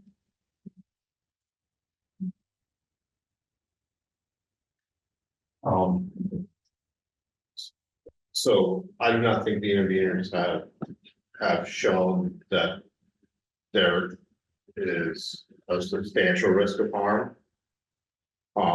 But I do not believe the applicant has shown that they have addressed all possible mitigation techniques. The reason is they had a very narrow interpretation of the problem all the way through, which is just on the exposed wetlands. And I think if they'd opened it up, they would have been able to do this. And they would have been able to address some of these issues. That's what I'm thinking. for what, for water, Yeah. for the flow into the, Right, and the net effect on the water exchange, the local flora. So I guess where I'm generally headed is that I think the application isn't quite complete, but it can get there. And that there is a solution to this. But I don't think either has satisfied their requirements, either group has satisfied the requirements.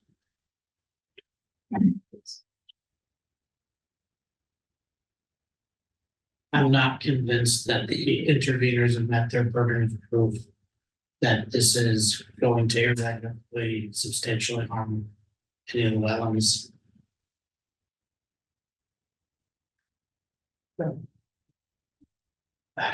Under. It's hard because the interveners weren't allowed on the property, so they couldn't make any tests and say. Their runoff will be. X, I mean, so many feet per minute or whatever, or the percolation is such and such. Because they weren't granted physical access. so they did have, so I'm gonna play a double advocate here. The interveners did have the access to the belatedly, because a lot of the information kept coming in piecemeal, to the soil logs. They had access to all the test sites. Correct.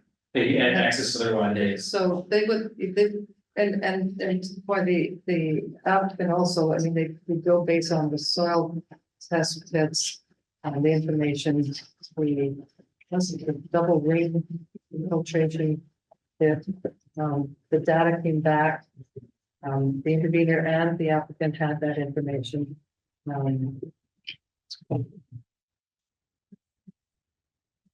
Yeah, the applicant made the calculations based on the data they had. The intervener had that information, but they didn't make any calculations. But also one of the things that I took away, Don, and let me know if I'm wrong in this interpretation, I heard both groups say that a lot of that work would, would not necessarily fold over once the topology is changed and the ground's been compacted. Correct. And I thought I heard that both groups sort of said that, to some degree, you won't know until that part is done. Well, I know that's what Mr. Travis was talking about, and he was the only one who brought up in his executive summary, David, in the beginning. Number 8, he's talking about the soils being compacted. We have a class A and it's compacted, now it's a B or a C, it's not a class A. That was his, And as far as proof. He brought up a lot of documentation to prove that that's. And then we had SLR saying that their designs were based on a lower infiltration rate than what they had, which would be applicable to soil impact. I thought they were just omitting the, No, they made the calculation that all the yard drains were going to go in, but they still said that they made it a conservative estimate going in on water. okay, The question. but I'm not sure if it was. As, Well, it was like 50% or something as well. So that would somewhat negate the concerns about the compaction to some extent. to some extent. Some fact, the big question is, does it get into what it says? Right, I think what they did is they said if the soil's been compacted and all the water went into the drainage pond, drainage basin. The filtration drainage basin, that they had enough volume to handle that, and that calculation has been done and proven. Correct. The question is, if it becomes so impervious, because the water will not go through, how does that affect the overall water exchange in that 16-acre site? Well, I don't think we ever had anyone say it was going to become impervious. The calculations are big, the It calculations. was going to be reduced, but it wasn't going to be impervious. No one ever said that, the compact is going to become impervious. It's just going to be less. Where the calculation was assuming that all the drains that come off of the roof that are the yard drains if they had enough size to handle the volume if there was no perking in that area. Yeah. It just was out of the volume calculation, it goes back to their practice, which is if you meet the volume calculation by default, you meet all the fluidness requirements. Well, that's with the sediment forming, things like that, hydraulics separated. So we still get back to the basis of interveners petition. So we need to at some point tonight, decide. Do we feel that the intervener, had substantial evidence to show there was going to be, impact to the wetlands? So we can do a vote. And the question is, if you find that they don't have substantial impact on what they've said, then In evidence, yeah, you that substantial evidence. substantial evidence, so to make that claim, then the shift of what we request of the applicant changes. Yes, the first order of business is to act on the petition. And you review the 11 allegations within the petition, and your job is to find whether one or more of them, the applicant met their burden that the alleged conduct as alleged was reasonably likely to unreasonably pollute and impair the water, air, and that of the state. If yes, then the burden shifts to the applicant because there's a reasonable proven alternatives if possible to mitigate that damage. If no, then you deny the petition and then you take up the application. As you point out, the standard is different for the application. The standard for the application comes out in your regulations. So these are the regulations for the inland wetlands, not Inland the wetlands. conservation. Right. So certain things that we agree with from a conservation point of view. Correct. They're outside the scope. So as you point out, that's not the regulatory exercise. So first order of business, take an action on the petition. Based on all the evidence occurred, your discussion, your deliberation, you reviewed all 11 points raised in the petition. You have to take a vote on whether or not we met it. And just as a, what, as a point, you know. If we say that the intervener has not met his burden. Does that mean we cannot consider any of this evidence?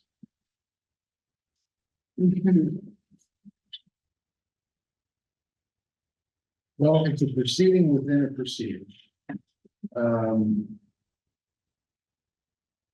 I would say that you can take into account everything that you've heard in relation to the application. What do you think? Because it was part of the public record. Part of the public record, part of your record, yes. I think, yes. What you heard in relation to the intervener's petition, you could reasonably find wasn't enough to satisfy the burden on the petition.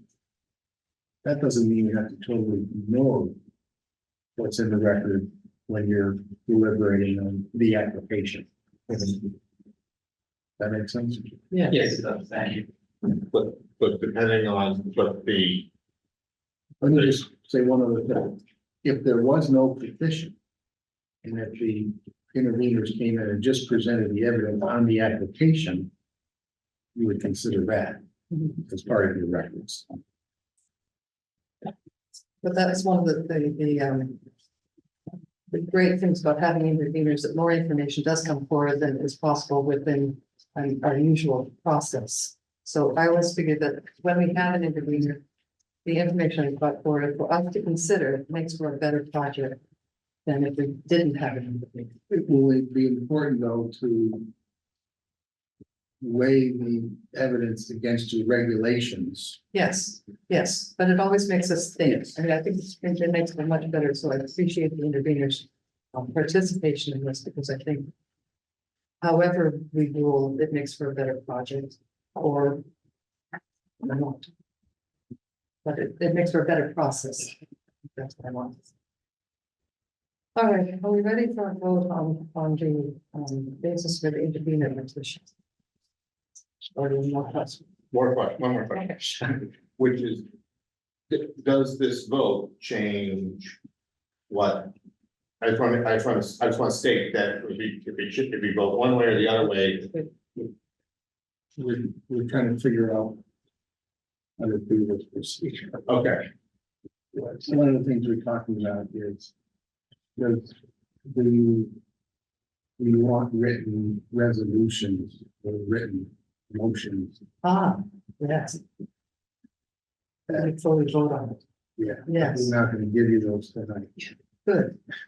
All right, so you've got the feeling. But how do you know which way to write? You don't. You No, you're gonna have to provide.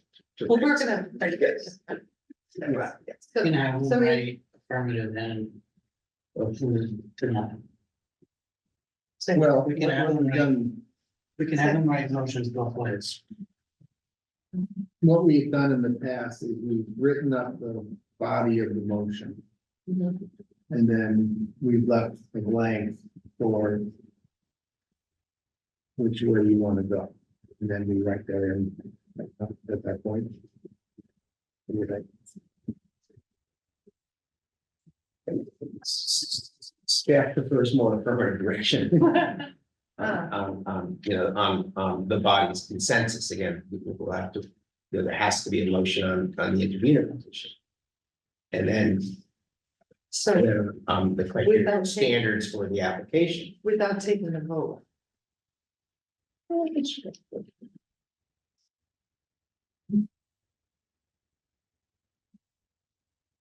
Sense of the body. Yeah. To confirm, there's gonna be a vote on the intervener piece and the application separate. That's correct. Okay, that much we can confirm. Okay. we don't do this all the time. So, But you still, no matter, you would still need to go through your deliberation on the standards of your inland wetlands regulation. yes, yes, And yes, what we would do in these motions, we would lay that out, the standards. Right. Yes, And that, yes. again, we're making the record here. In case That's somebody appeals what we do, we want to make sure we've got it all in the record. good. So but for this basis of intervener petition. Tonight. For I'm not gonna step too forward. I think you've got to look to your group and yes, forge that Oh, without- consensus, which I haven't heard. without a vote. So, question. Yeah. All right, we're looking at it as wetlands, right? Yeah. We'll have two votes. Correct? Yes, Now, you know, as conservation, are we gonna have another set of two votes? we're gonna do that, we're gonna have yes, we're gonna have something on that too. Yes, yes, Yeah, We and will. as we've recommended all along, yes, you make the decision on the application yes. and you can, and then And then we take take the that recommendation. conservation. Commission business We got three, as appropriate and as out. Three, what, three, well, you got intervener, wetland conservation. yes. All right, now we can do another day. So. Without taking a vote, because you're gonna write the motion for the first one. We're gonna get the feeling for this without taking a vote. You have to provide consensus direction. Yes, right, I of know. whether to, That's what I'm saying, but you were saying not to take a vote because you're gonna get it on the record, you're gonna put it down.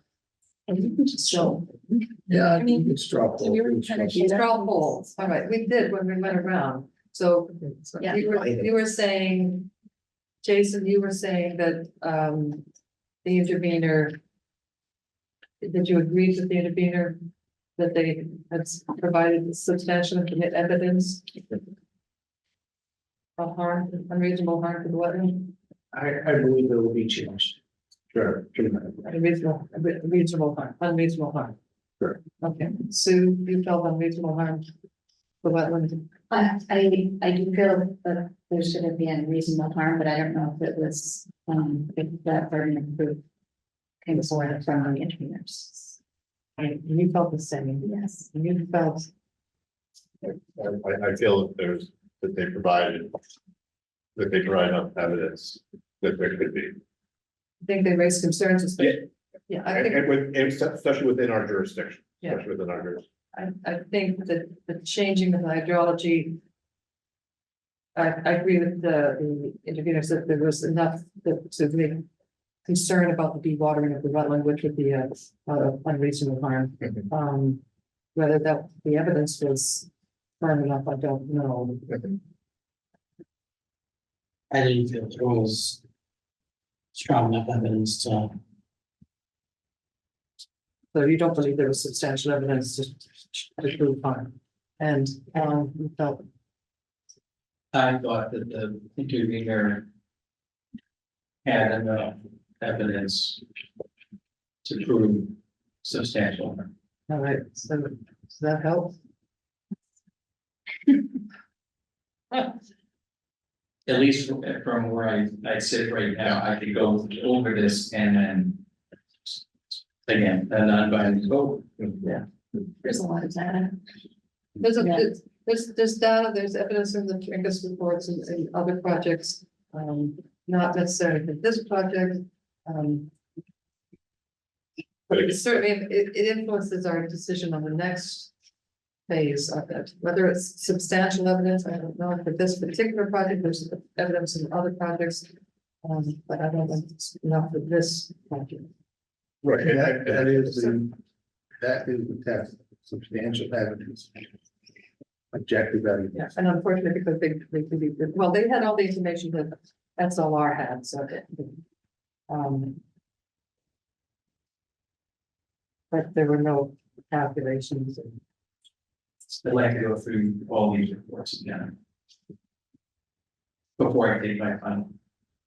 That's Okay. okay. Okay, all right, Right now, yes. I believe they did that.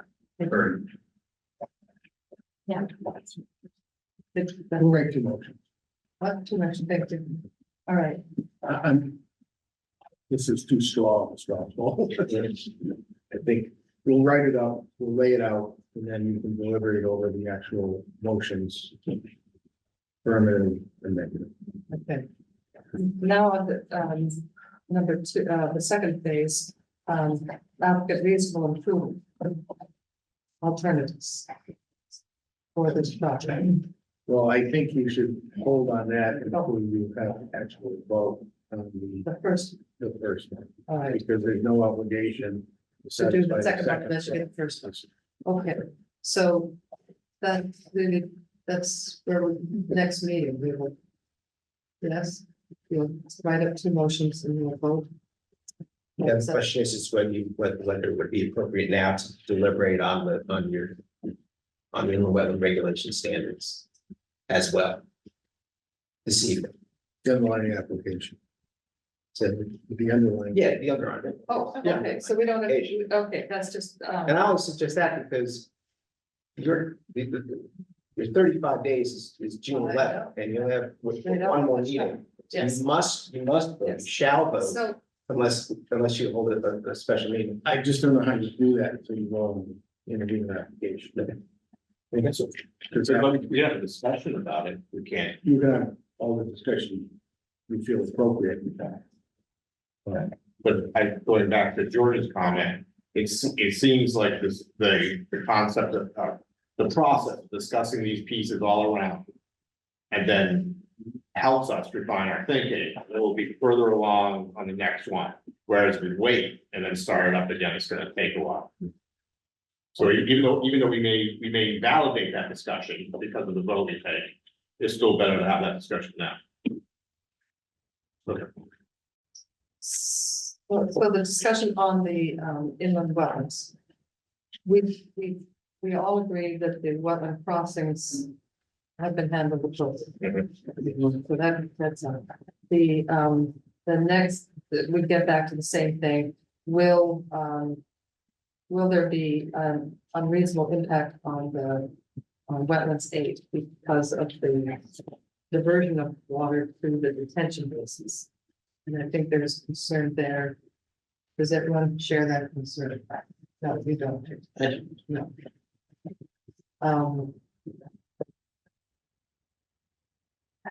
I'm sorry, what was I was trying to. Sorry.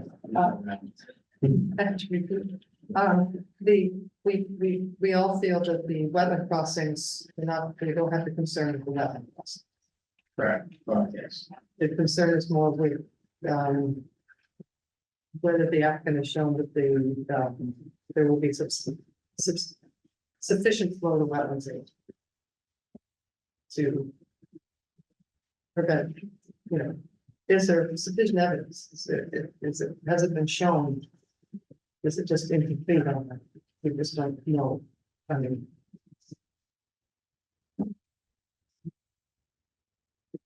The way I would phrase it, this is my mind, is that they have shown that the drainage basis will handle the volume Yes. appropriately.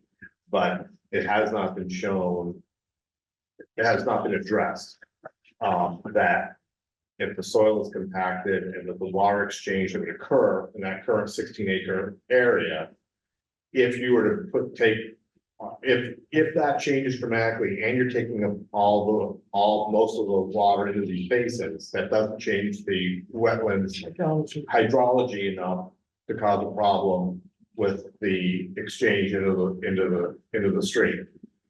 And that just hasn't been addressed because it's been a relatively narrow focus just on the exposed wetlands to date. okay, they did mention that there was, some of the hydrology was, some of the water flowing into, I would say, was coming from off-site from further up. So that will remain. The question is whether the, water that's coming from some of the impervious surfaces will be getting to wetlands 8. You know, some of it will be going, most of it will be going to the detention, camps, which will not be. So our concern is more that there might be some changes to the hydrology. And what alternatives have been discussed and addressed about that? Because to date, the logic has been, if you calculate the volume and the volume can be handled by the retention basins, then they're all set. Yeah, so the question is, will it be, we don't know the amount of change that will, this is gonna be a little change, it's gonna be a big change. The applicant has done all of the things that are required to do for a site. You know, I still have questions whether the site could have been designed differently, but that was not. Yes, we didn't see what other configurations they could have done. On that site. I think they They showed where they could have built. correct, I think they, as far as the stormwater, I think the system is designed. Yeah. With accepted practices. Yes. But those accepted practices don't really address. Going, any impacts or any wetlands area. It's that it will take so much, rain. And we're gonna take it away, so there's no, and we're gonna put it in the detention basin, so there's no perfusion or. That was regulations, that it was guidelines. Now, even, Yeah. they didn't say anything about, oh, if you have a wetlands next door, you have to do. Yeah, to this. return water to. You have to do this or that, or whatever. And then there is concern that this. The glacial till and some bedrock so nearby, so close to the surface. It's not a site where you have great amounts of area for that water to go. Yeah. So that, we have concerns that the design is engineered. But is it appropriate to the site? That's, yes, That's the that's, that's the crux of the matter, is because of the change in the topology. And so what has the applicant been able to provide to say that there is no substantial risk in this? They have focused primarily on the evaluation of the volume control going to the basin, not to the exchange. So the runoff off-site has been addressed. From having the detention, but it's not how we get the water back to that well. Right, because early on, when the science says that this whole area is just a big surface, interchange of water. When, it comes up, it goes down, but it's all very narrow in that range. And you have a big area that used to drain all over the place with lots of plants, and now you're concentrating into one area. Well, closer to the stream.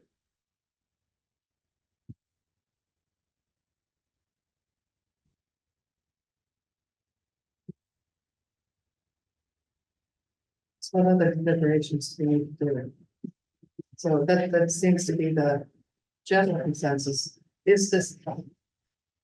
The applicant has done everything that we would ask an applicant to do. To mitigate stormwater runoff, but is it sufficient to get the water into the adjacent wetlands? That's, and that's our concern.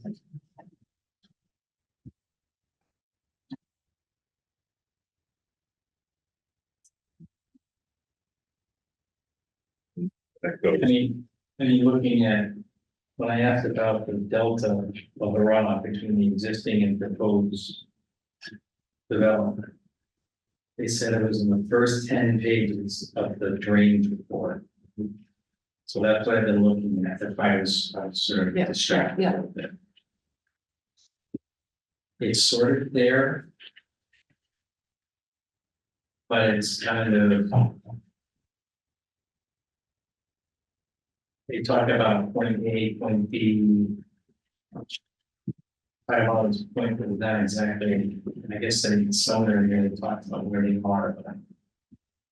I think the calculators show that it's not increasing the Correct, it's all the numbers go down, Because we're continuing. because, yes, But it hasn't shown it goes to wetlands eight. correct. And It's just talking about the runoff. And it's going to the detention basin, and how high the detention basins are. And that the detention basis can handle the rate, the volume, without knowing how much is not going to wetlands eight, how much is being diverted, that. Would be helpful in knowing how that's gonna impact what was it. So we have the question that it does, we don't know how much it does, whether it's we don't know whether it's a substantial amount, whether there's no substantial evidence that it's ever done. And, It's pretty difficult. and I think, and at least from my perspective, one of the things that makes this a little bit more complicated is that there's no particular procedure in place to figure out whether the assumptions are good and how the engineering is working, because the phase two system isn't really, it hasn't been a consideration for how to phase that over time in terms of construction. And thus, the risk of being wrong is very, very high in this current You mean system. by having like 17 acres, like All at once. 16 acres. All at once. And so if somebody can come back and say, no, the risk isn't high because of this, The and risk this. of, the risk of what? The risk of being wrong on the science and the wrong on the engineering. Well, I'm looking at the exposure of 16 acres at one time. Are you worried about the sediment leaving the sites? Are you worried about? No, I'm not worried about construction at the time. Because I think that can be mitigated. I'm not worried about the construction practices. I'm worried about the science of the compacting the soils and the water exchange for the bigger, for the 16 You acres. take the 16 acres away, Yeah, you take that soil off, with all the organic material in it, you sift that out. Yep. You put the soil back, but it doesn't have all that good stuff in it, or the absorption. Mhm. And then you compact it, right. Okay, but that goes to that goes to the runoff models. correct? And they do take into account the coefficient changes that go from when you have a forest to, I don't know, if we have the ability to challenge I think, yeah, But that- the but- compaction, I agree with. Correct, but when they do that Yeah. though. Now, all that water is going into that detention basin. Yeah, well, that's what it's Or- designed to do. Or, Yeah. exactly, Yeah. again, the design seems fine. Yeah. And it's, Where is the question? Yeah. Is it going where it needs to go? well, I think it's Yeah. all going, it's going to the detention basin, it's going to wetlands eight. What's the basin? Is it going? Because our jurisdiction is the wetland going to be in? Right. Yes, and after it goes to It's, the basin, it discharges really beyond what I mean. You can see the discharge, it's not a pipe, one pipe, it goes into a trough that's parallel with the basin, so it's not all gushing out in one spot, but it's still some concentrated, but it's down, it's still going into Hufford. It will go to It's kind of ultimate. yes, but it's downstream of wetland, it's gonna bypass. Is there enough going into wetlands eight to, keep its function? That's what we don't know. Nobody knows. And this. And that's why I think this is a little bit different application, because if you get that water exchange wrong in that 16 acres, so now you're taking a bunch of water out, putting in a point. The rest of the water exchange is not working the way it is there, and it makes it, counts everywhere else. You don't really have a mitigation afterwards. Well, I don't think all that 16 acres is going to be wetlands anyway, but, they are addressing the water that's coming outside, they're putting it in extension, so they're doing the quantity. And in that regard, according to Connecticut guidelines, they're addressing as well, 4 day and hydraulic separator. The, quantity, quality. But the question is sufficient water going to wetlands? I mean, I don't know. I don't know that it's been shown to us that that's not going to be changed. And that's our jurisdiction, is wetlands, the wetlands. That's actually right, the wetlands and the discharge going into the river are jurisdiction.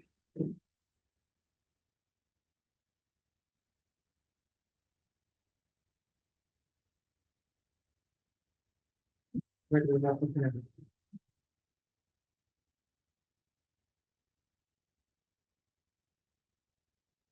I think we draft up resolutions. The vote.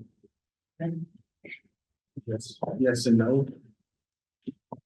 We allow you to deliberate further and come to an actual vote based on. Okay. All right, Good thing about drawing up the resolutions is, you know, you can cite specific standards and regulations and the statutes that control. The record in court is clear as to why you did what you did, whatever you did. This is what we're paying for. Question. So this is kind of an unprecedented, event for us. If we do go down, would we provide ways to make this feasible in the future where we would?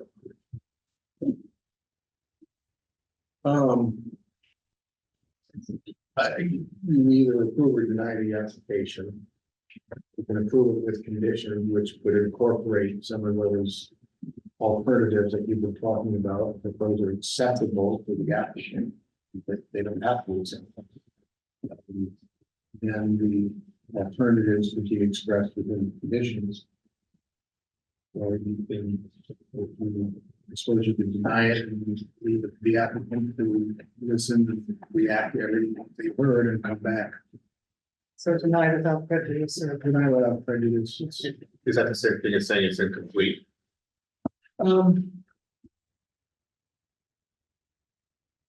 Yeah, I think so. You can have enough information.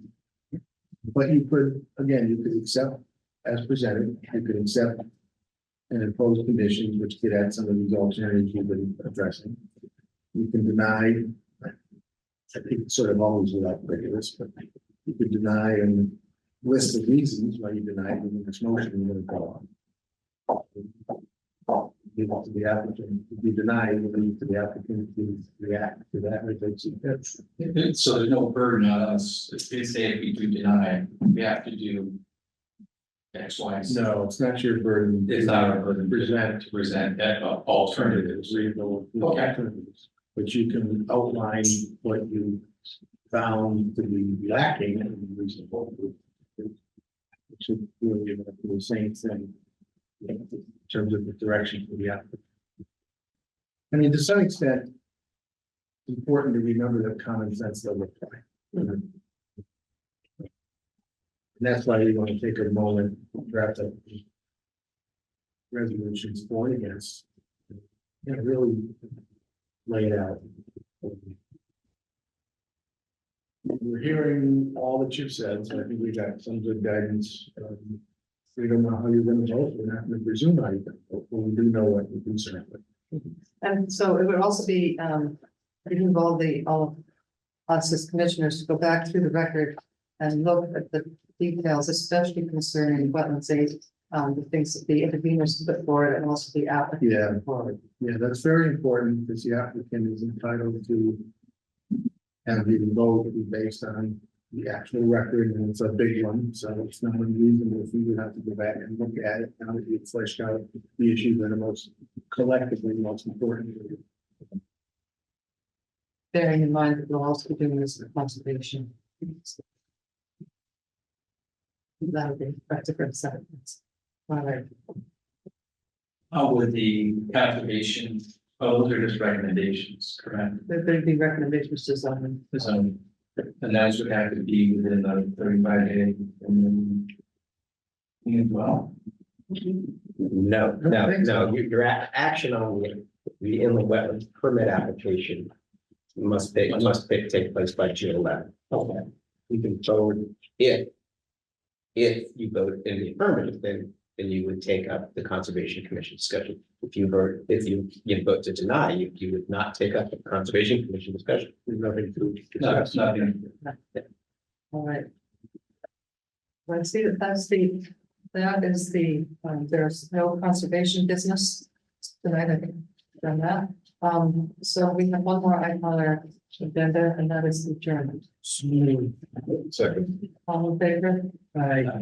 Thank you, everyone, for joining us. For over 40 years, SCM has been the voice of our town, bringing us together through local programming, education, and live broadcasts. SEM isn't just about television. It's about empowering our community, ensuring our voices are heard during government meetings, and celebrating milestones like our high school graduations. But today, SEM faces a challenge. Our funding structure is based on television subscriptions, and it's no secret people have been cutting the cord. With a shift to internet-only subscriptions, SEM receives less revenue, even though all our programming is freely available online. We need your support. We need your support. We need your support. We need your support. We need your support. Your donation can make a difference. It will ensure that SCM remains open, Continues to educate our youth, and keeps our community informed. Thanks to SCM, I've been honing my creative skills, helping me work towards my college degree. SCM is crucial for keeping our community connected. SCM isn't just here to broadcast local events. They're actually preserving Simsbury's history. Join us in preserving Simsbury's voice. Simsbury's voice. Together we can ensure that SCM continues to thrive for generations to come. Visit our website or scan the QR code on your screen to make your donation. Every contribution counts. Thank you for supporting Simsbury Community Media, where your town, your schools, and your government come together.